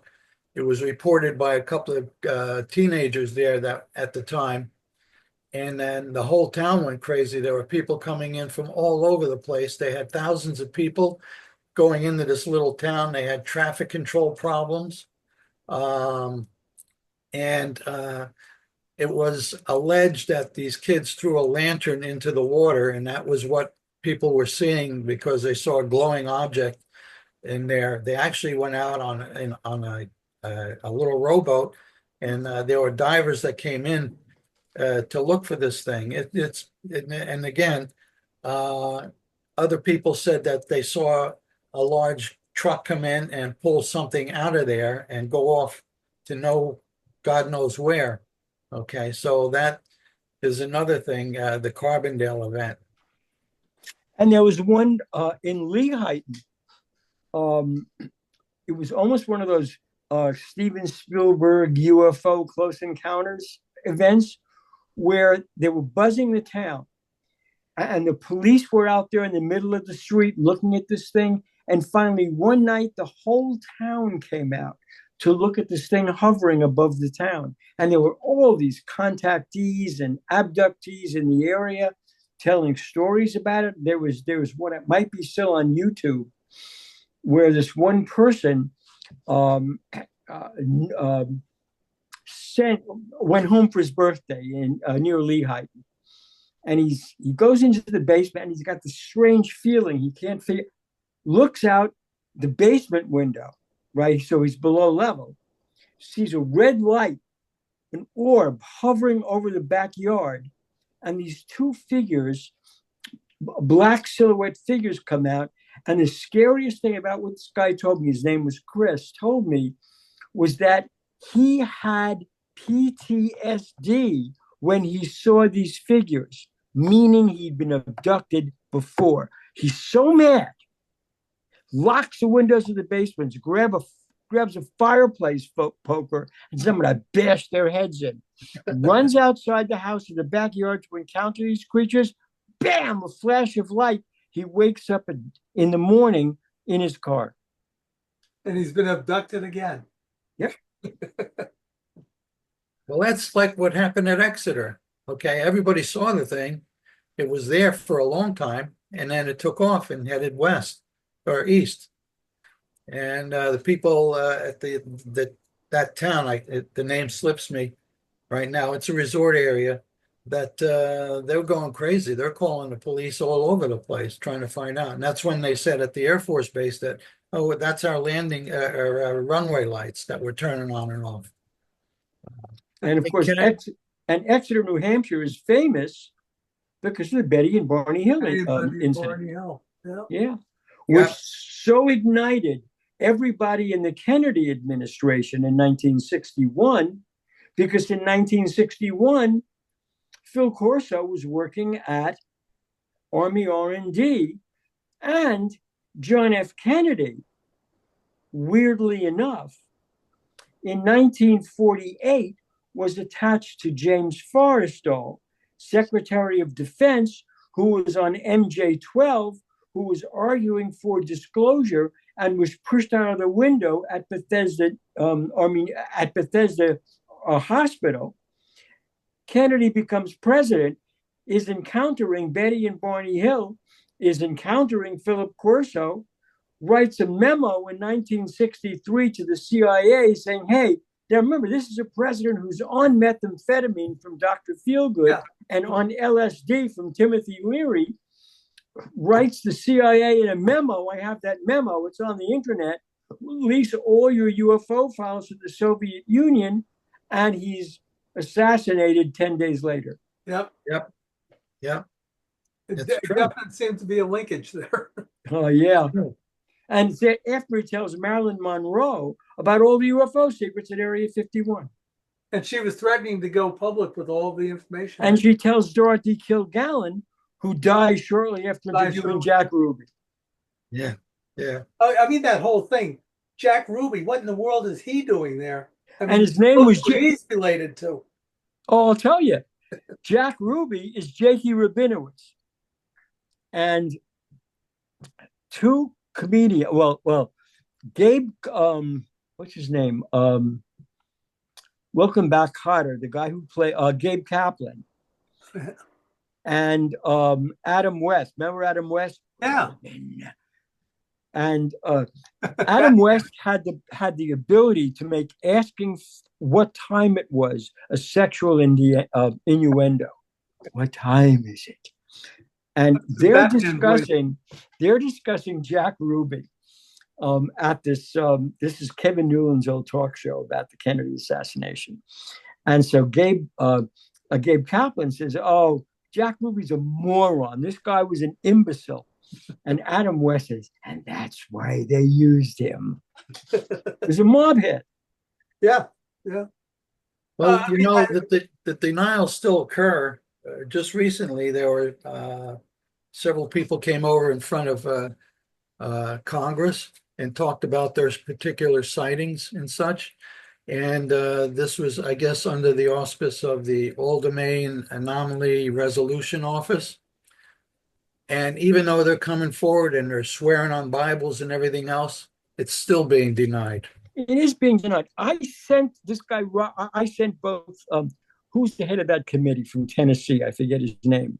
That guy and Maxwell, the congressman from Florida, both copies of Day After Roswell with a whole write-up of before these guys even learned what a UFO was, the government was involved in UFO cover-up and development of a reverse engineering of that technology. No response.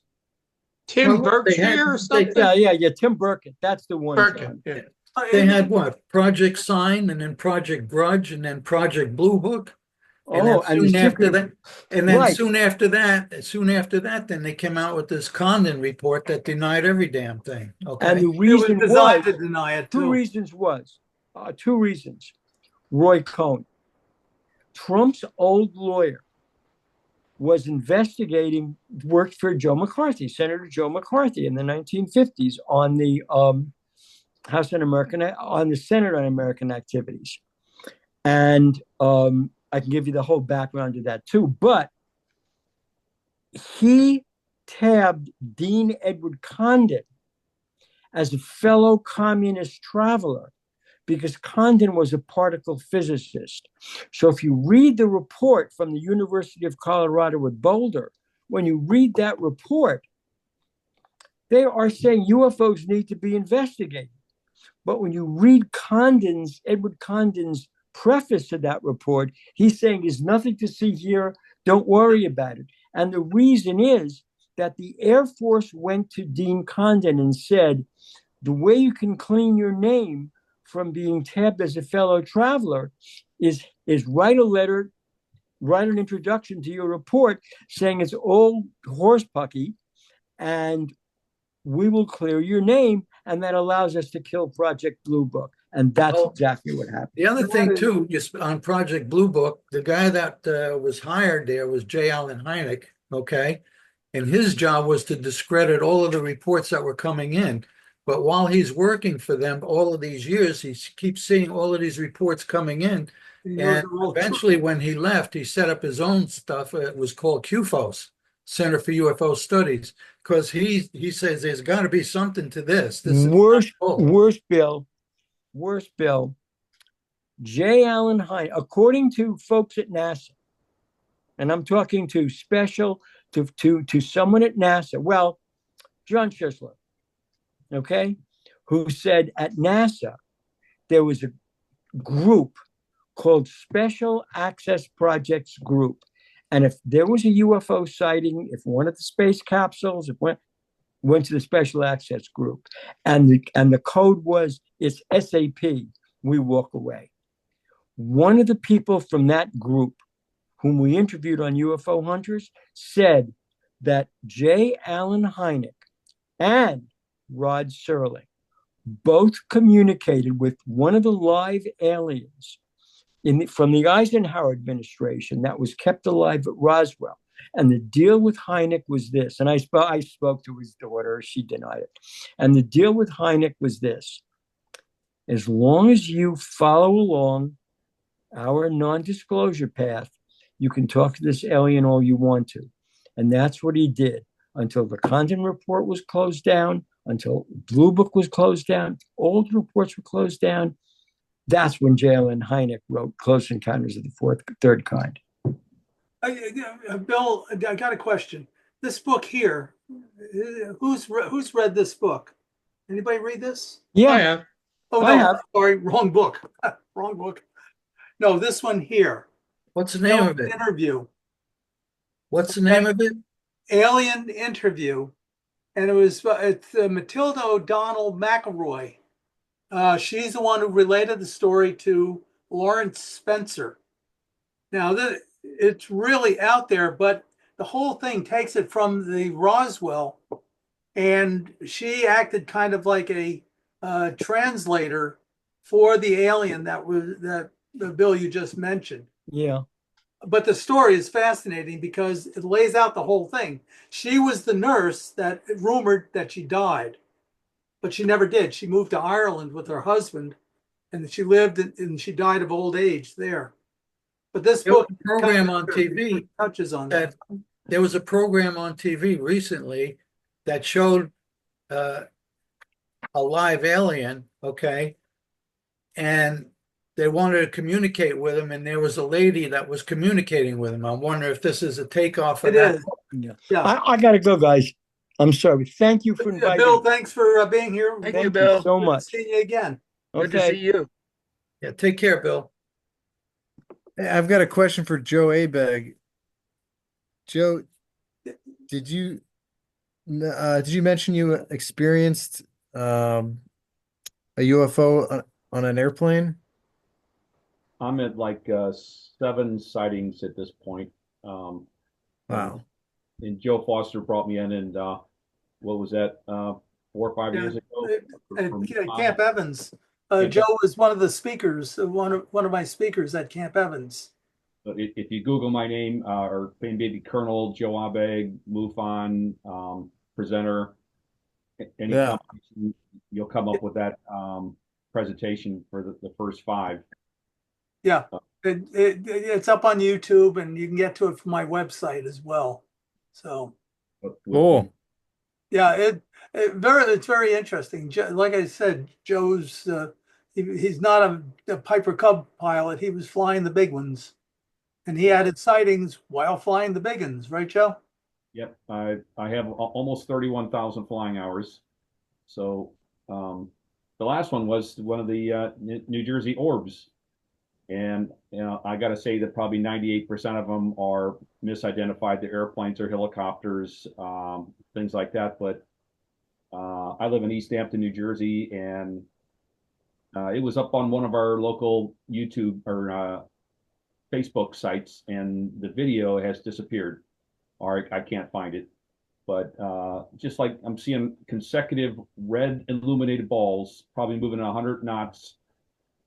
Probably this is at night, so you don't have any depth perception. You can't tell how big it is, how far away it is, that kind of stuff. But yeah, good impression. But just consecutive illuminated red balls. If I had to guess, I'd say they're the size of a beach ball traveling across the sky. About maybe these things are 10 seconds apart, and they were heading east towards the Joint Base McGuire Dix Lakehurst. No noise, but like giant, like a glowing red beach ball, just consecutive.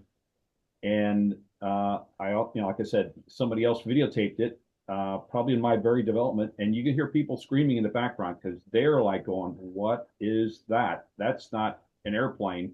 Those aren't airplanes. Those aren't drones. They're red illuminated balls consecutively moving across, maybe 100 or 200 feet up, just quietly moving across." And Joe, do you see? I just shared a screen. oh yeah. Okay, Yep. do you see the 4? Yep. Those were, now this is a representation. It's not a photograph, unfortunately, but those were flying from east to west directly over the town of Keyport.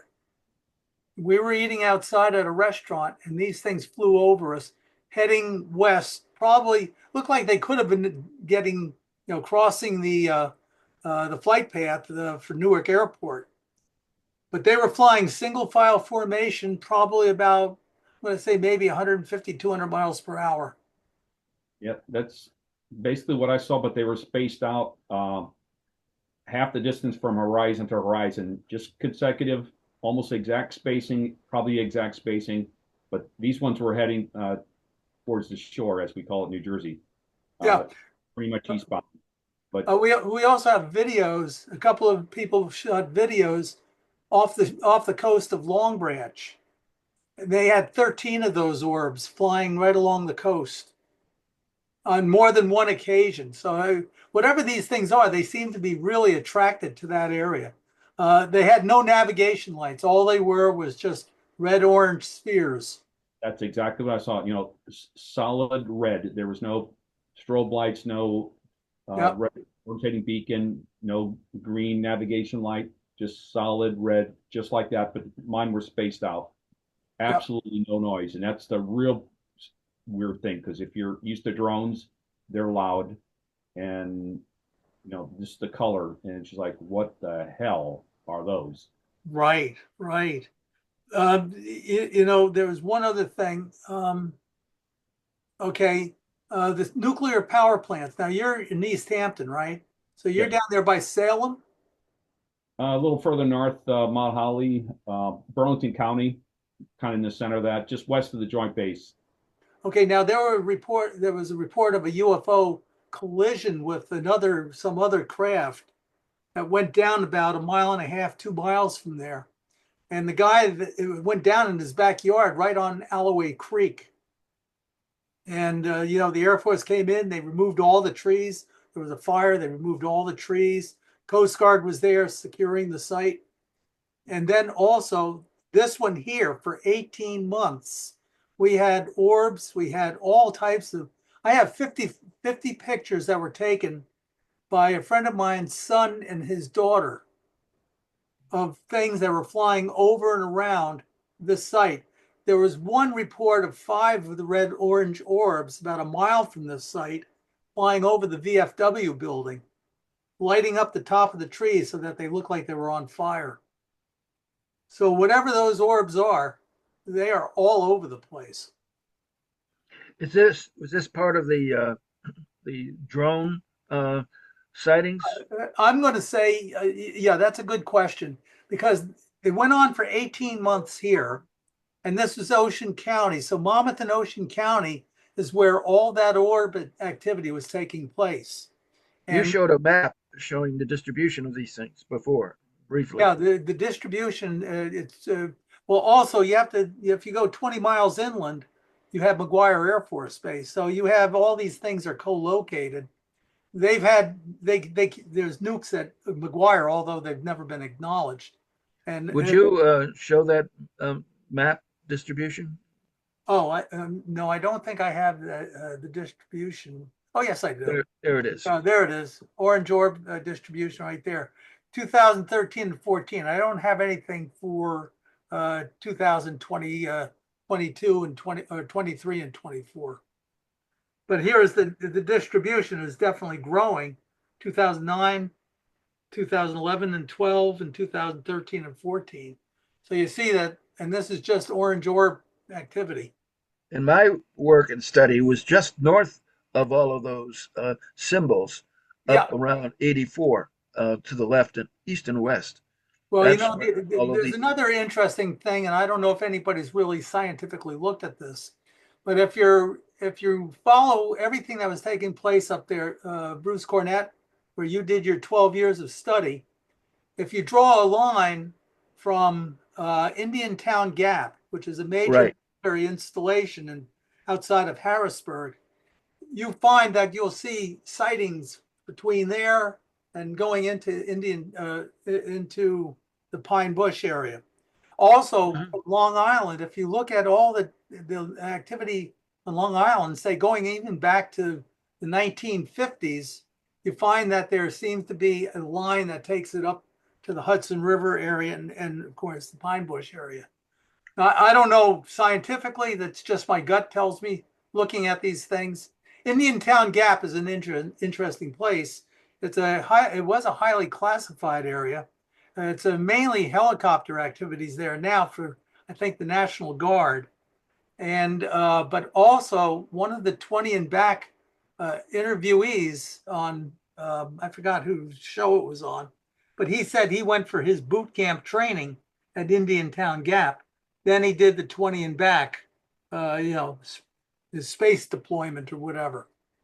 Has anybody heard that or anybody remember that interview?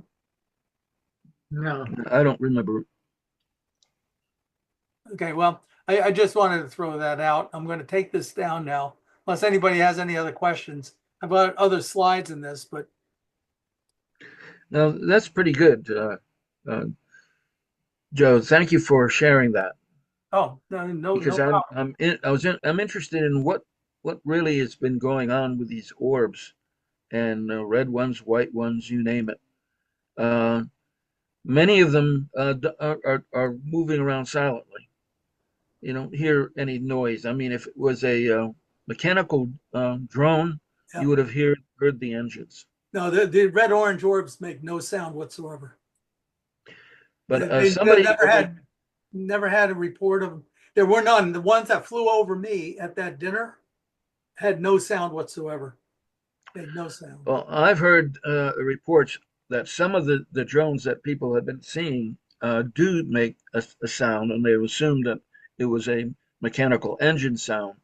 But I captured one and I analyzed the sound that was sent on the internet, and I found out that it had reverse Doppler.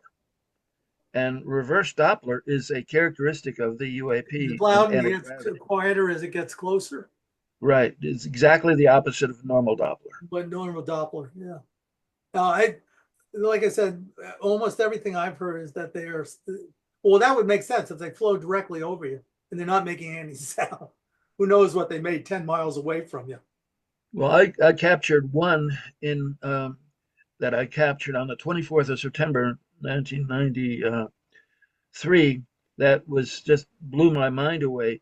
I saw this brilliant white orb traveling north, crossing over 211 East, which I was lived along, and then it turned towards me, and I had my camera set up, and as it came towards me, it transformed, and I took dozens of time exposures, and I have the entire sequence of it transforming into a plane. Oh, And it's in your book, isn't it, Bruce? yeah, yes, it is. Yeah, I was going to say I remember seeing that. Can you say that one more time? That a white orb gradually transformed. It slowed down and it was spiraling very heavily.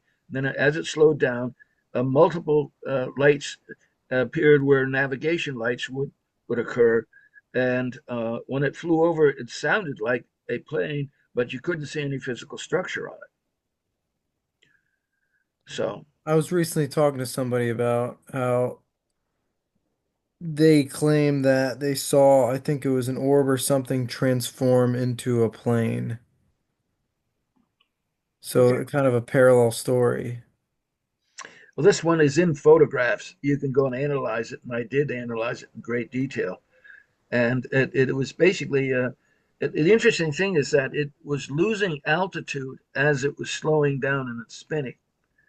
So it was climbing as it came towards me, and it reached its apogee over me, and then started to descend. And by then, its lights looked like just like navigation lights on a single engine plane, but you couldn't see any physical structure. You couldn't see any propeller or anything like that. Greg, were you talking to Allison Cruz? Greg? No, I was talking to a photojournalist his sister All right. experienced it. Yeah. Okay. Now, I had spent 2 hours with Allison Cruz years ago, who was photographing what she said were UFOs that would morph into planes and helicopters. So this is a And common thing. well, uh, I spent 2 hours with her. We had all kinds of night vision, everything. All I saw from start to finish were airplanes and helicopters. But so I was just curious if that's who it was. But Well, all right. I was followed home from my job at Lamont Doherty. I took the New York Thruway, and what I saw coming towards me as I reached the 17 exit was what appeared to be a Boeing 707, and it was very low to the ground, and it was traveling along Bear Mountain. And then when I got close to it and near my exit, it turned and flew across the highway very slowly. And I took the exit, paid my toll, and continued on. And it came back. It flew from then left to right across the highway about a half a mile in front of me. Then it flew from right to left in front of me again and left to right again. 3 times it crossed the highway in front of me. And when I got home, I ran in and got my camera and set it up in the yard. And it came back, circled around, and came straight at me. And I got beautiful pictures of it. It's I calculated its speed varied from 27 miles an hour to 57 miles an hour. Now, I don't know of any fixed wing aircraft that size. 707 go that slow. That's right. We'll need a valid verification from Joe Abag. It'll fall like a rock, wouldn't it? Well, it's all in my book and on the internet. So those crazy. I mean, it was really a spectacular. And then right after that, that orb that transformed into a plane came at me. So I had quite an evening that night. Okay, Mindy Gerber, we haven't heard from you tonight. Are you there? Yes, I am here on fascinating discussion. I'm enjoying listening to the back and forth. It's just really, really interesting. Thank you. Oh, well, thank you, Thank you, Mindy. Mindy. Nick Curta, you have anything you'd like to add? We're going a little longer than normally planned. I'm gonna head out. I'll Thank keep you, it going. Joe. Thank you, Joe. I appreciate it. I'm gonna head out. Okay, Greg. Nice seeing you. You too. Joe, this Thank was you a for joining. really good program. Excellent, Oh. excellent. So Oh, glad you invited me. Thank you, Nick. Glad you're here. You're always a great person to have on board. Mm-hmm. Okay, Stan, do you have any comments or questions, concerns? I do. We're currently at 2025. We know they're here, upstairs and downstairs. Where do we go from here? I mean, Oh, believe me, we've got miles to go. I'm just kind of curious what their agenda is, viewing the situation we have in this planet of ours, and I'm pretty sure they like to keep it in one piece. But they're here, and my question is, what's next? That is an excellent question. Anybody care to answer, Stan? Anybody have any insights? Now we find out who the aliens are. Well, eventually, we're all going to end up being hybrids. Yeah, I think we're probably pretty much there already. I think we're there already. So what's the next step? Well, everything I've been seeing lately, the latest seems to be they're going to conquer us by hybridizing us. They're going to take us over by going through the hybridization route. And So you eventually can we'll all be of their, at their level because of the hybridization. Yeah, because we have been fucked, literally. That's one way of putting it.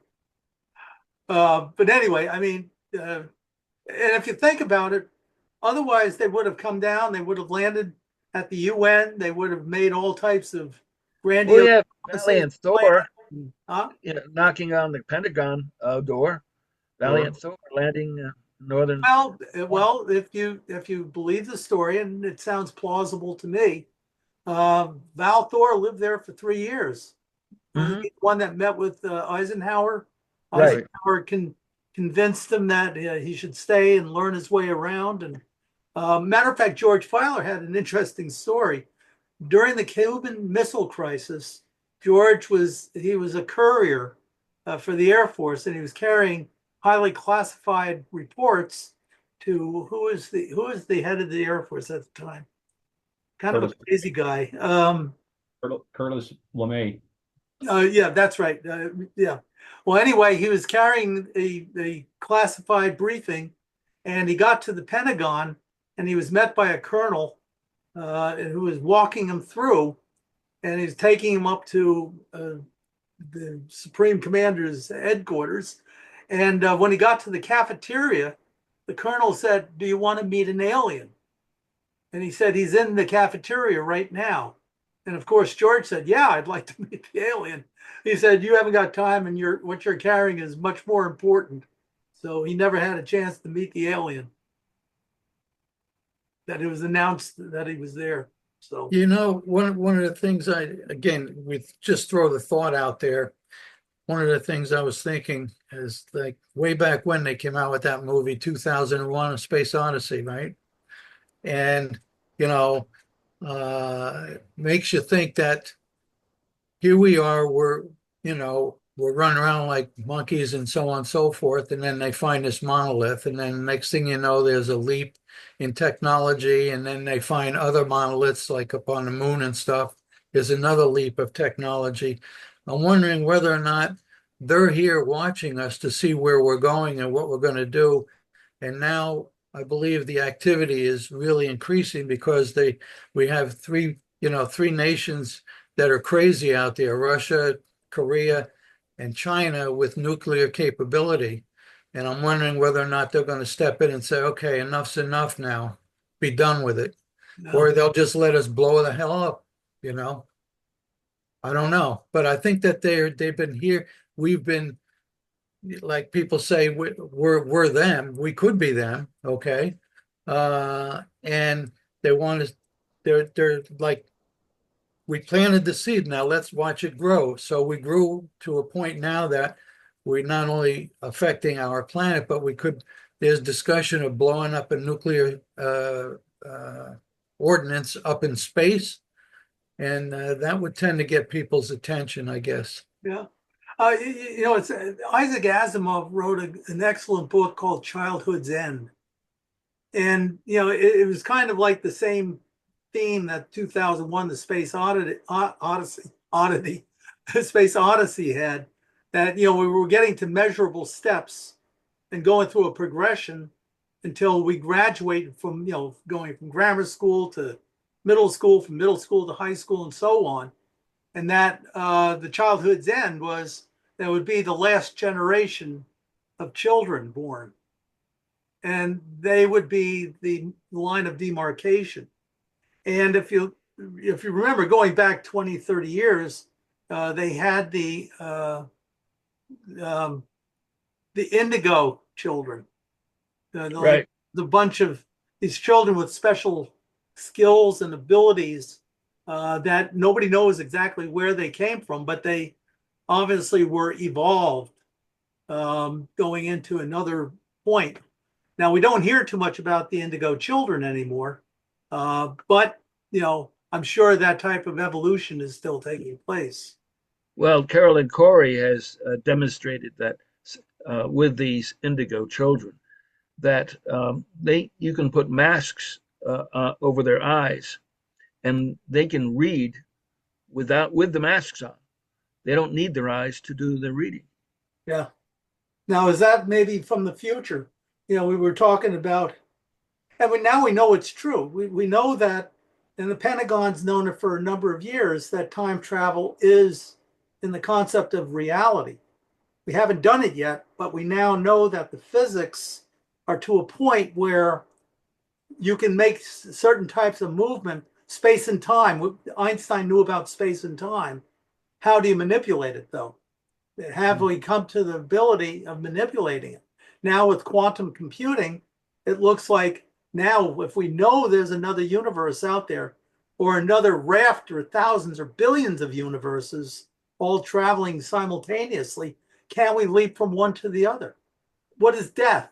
Now, so many people have had either near-death experiences or experiences with people that have passed on, but somehow part of them is still in this plane and maybe in the other plane as well. So that plane is scientifically probably all but proven at this point. It's just that we're not far enough along in our physics to actually manipulate it. Or maybe we are. Anybody want to weigh in on that? Well, you didn't invite Susan Johnson on the show, did you? She gets the emails, but for some reason she seems to have trouble getting in.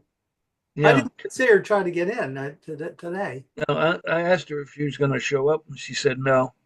And she was knocked off or prevented from getting on before, so she's She's not locked out of mine.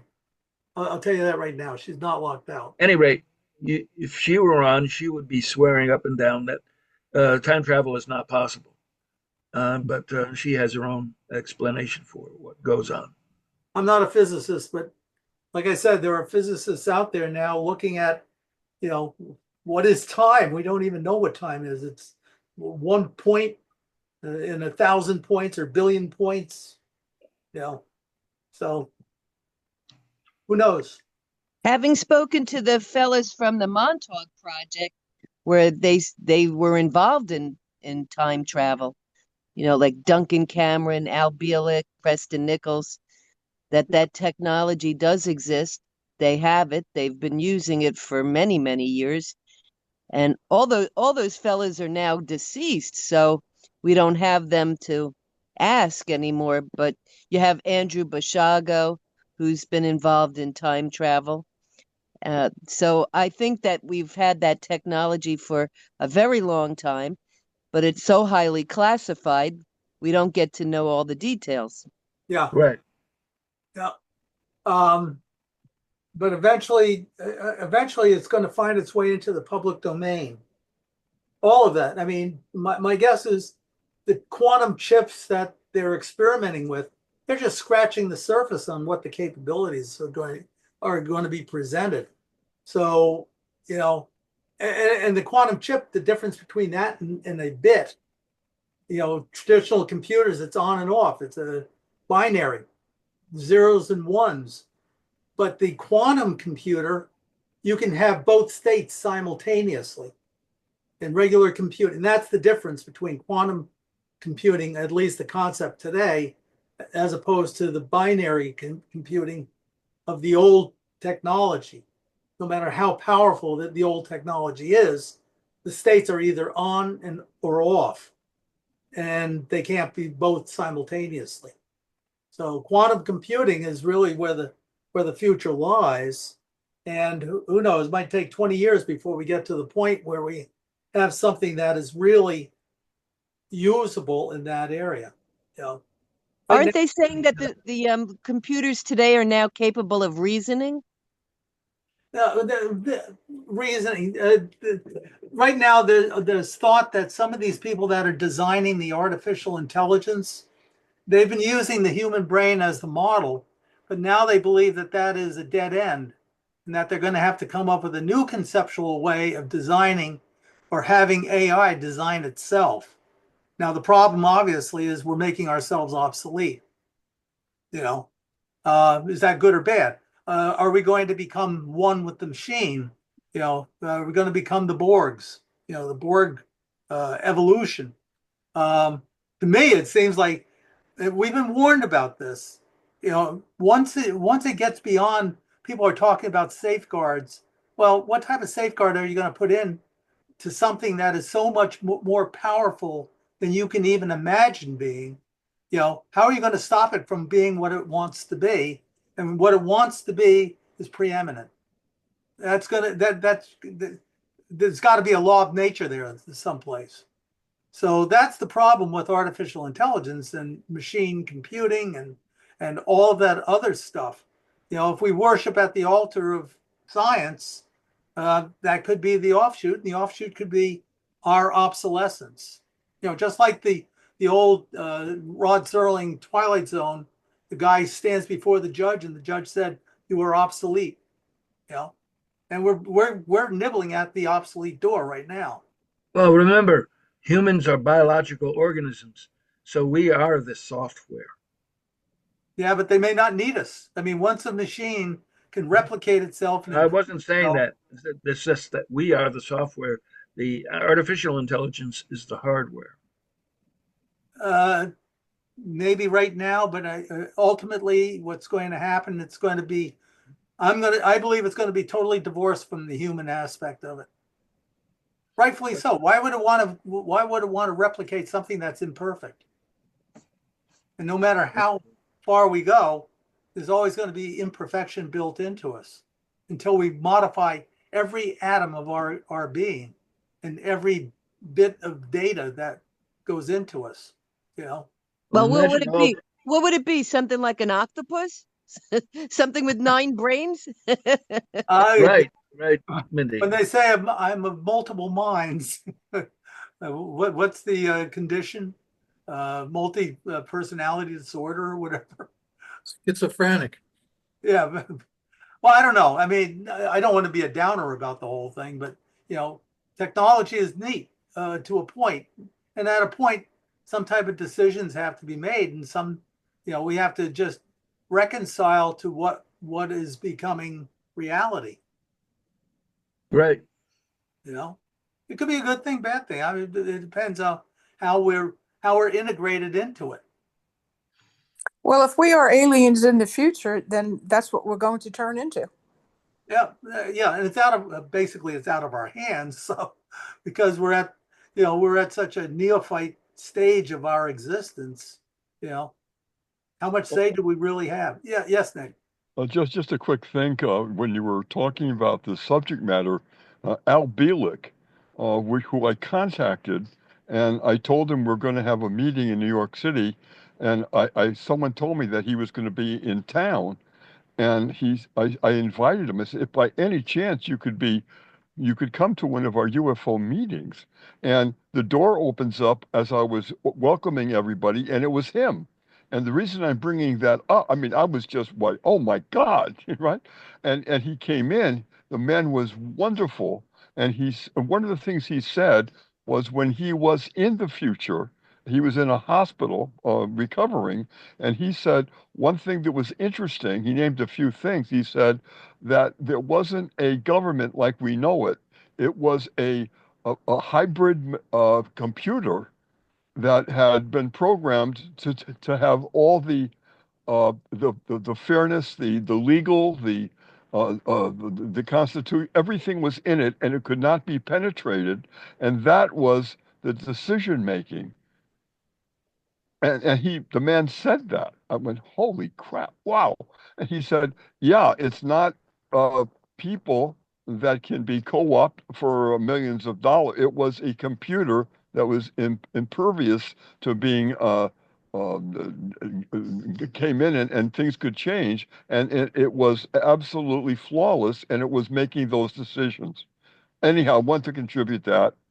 And one more thing I want to say too is that at the expo today, Laura Eisenhower was saying she brought up the name Val Thor. Of course, my ears are kind of perked up with that, and she said that Eisenhower had many sessions with Val Thor, uh, and I believe her new book talks about that. Oh, okay. That there was a lot of going on there that we didn't know anything about, but she said there was a lot going on with him and Eisenhower, and we should look into it. Thank you. Yeah, definitely. Yeah, she's an interesting person. Having a famous that's her great grandfather, I think. Excellent speaker. Yeah, definitely interesting. I mean, that whole Val Thor story. Maybe not so much Highbridge. Highbridge, I have some questions about Highbridge personally. But the story overall, especially with Eisenhower's participation early on when he was down in Palm Springs with a toothache, going to Edwards Air Force Base, or that's an interesting segue into the potential for having that type of connection. Now, nothing came of it, obviously, because if we got anything, we got it probably from the Greys, and the Greys aren't quite as altruistic about it as apparently Val Thor's group was. But again, we would have had to give up our nuclear weapons and our machines of mass destruction. And Eisenhower knew that would not fly, because the military-industrial complex, of which he warned about when he was leaving office, is far stronger than anybody can possibly imagine. That's an unfortunate fact of life. And the deep state does exist, regardless of, and it's part and parcel of that. So that's a lot of momentum that has to be changed, a lot of inertia. So Well, it's been 2.5 hours, and I'm getting to the point that I'm hungry. So I'm I'm wearing, going to say wearing goodnight. Well, thanks for everybody being on and staying on for as long. I enjoy these conversations because I learn from all of you. Okay, and hopefully you all got something from tonight. Well, I enjoyed Absolutely. the, Yeah. Can I ask a people who are question? here. Sure, go ahead, Mindy. Millie. Millie. Oh, Really. I didn't see on.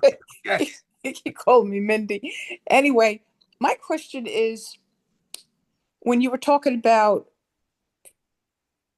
like, Bruce, when you were talking about being married to a hybrid, I want to know if these hybrids look, their head shape, if they look like a gray. I've seen No, lots of people nope. whose head looks like a gray, and it's like, gee, I wonder if they're alien. They looked, my children and Bonnie looked very human, superhuman. So, no, not like Grays at all, although they had psychic capabilities that would just blow your mind. They knew what you were thinking at all the time. Yeah, but did she mention anything about alien hybrids? I mean, gray hybrids? Yeah, they worked with them. They worked with them aboard the ships, yes. And Well, when I was aboard the ship with my son, uh, the you call him co-pilot was a tall gray, and we were seated with other humans in the back, and there were grays that attended all of us. In other words, they were basically the soldiers that carried out the orders. what group was your wife from? If she wasn't a Uh, gray. her name, spiritual name was Kahra, capital K, small a, capital R, small a, and she was the leader of the Caledonians. And she's been here on Earth for thousands of years. And she was actually worshipped by the ancient Egyptian gods and goddesses. And her society was matriarchal. So it was run by the women, basically, even though men were part of her society. Well, how come her earthly body died? Because she came for a purpose. And she would get another body. She already got one when we saw her spirit over her grave, and then it was beamed up in a golden beam of light into a second sun, the base of a overhead cloud, and I videotaped that. And when I looked at the videotape carefully, frame by frame, the cloud pulled back and exposed this huge white dome-shaped mothership in the cloud. That was the first indication that I had that my ex-wife, my late wife, was not human. And she communicated with me just like we're communicating here for 7 years. Wow, amazing. And my kids, I have not yet met physically my children, although one of my daughters was born to another woman in Ohio. She raised a family of 5 kids, but she doesn't want to believe that her biological parents or the people who raised her are not her true parents. She doesn't want to believe that, but she is an identical twin to my daughter, who met my ex-wife, now my late wife, and told her that yeah, she's my daughter, and I wasn't going crazy. Amazing story. Thank you. Well, thank you for asking. Okay, well, I want to thank Bruce and Bill and John and Bill, okay, the authors that were here to talk to their books. I truly enjoyed reading them all, and hope you all have a chance to get them and read them yourselves. I guess they could all be gotten on Amazon, right? Bill Weber and Bruce Cornett. Yes, you can get on Amazon in 3 different flavors, Kindle, paperback, or hardcover. Right. Okay. And Stan, Nick, Stan, Mindy, Millie, thanks for being here. Thanks for joining us. And Yes. thank And thanks everybody for else. doing this, Joe. And Me too.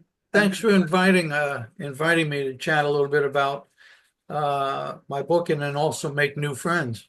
Yep. Yeah, and Well, thanks for inviting Bill uh, on this. I mean, he was just amazing. It was his background. yep. Yes, yes, yes. Thank you for inviting me also. Oh, my pleasure. I look Joe, forward it to was a seeing you all great next month. program. Excellent program. Thank you so much, Thank Joe. you, Nick. Yes, Also, I'm going to have to see your program.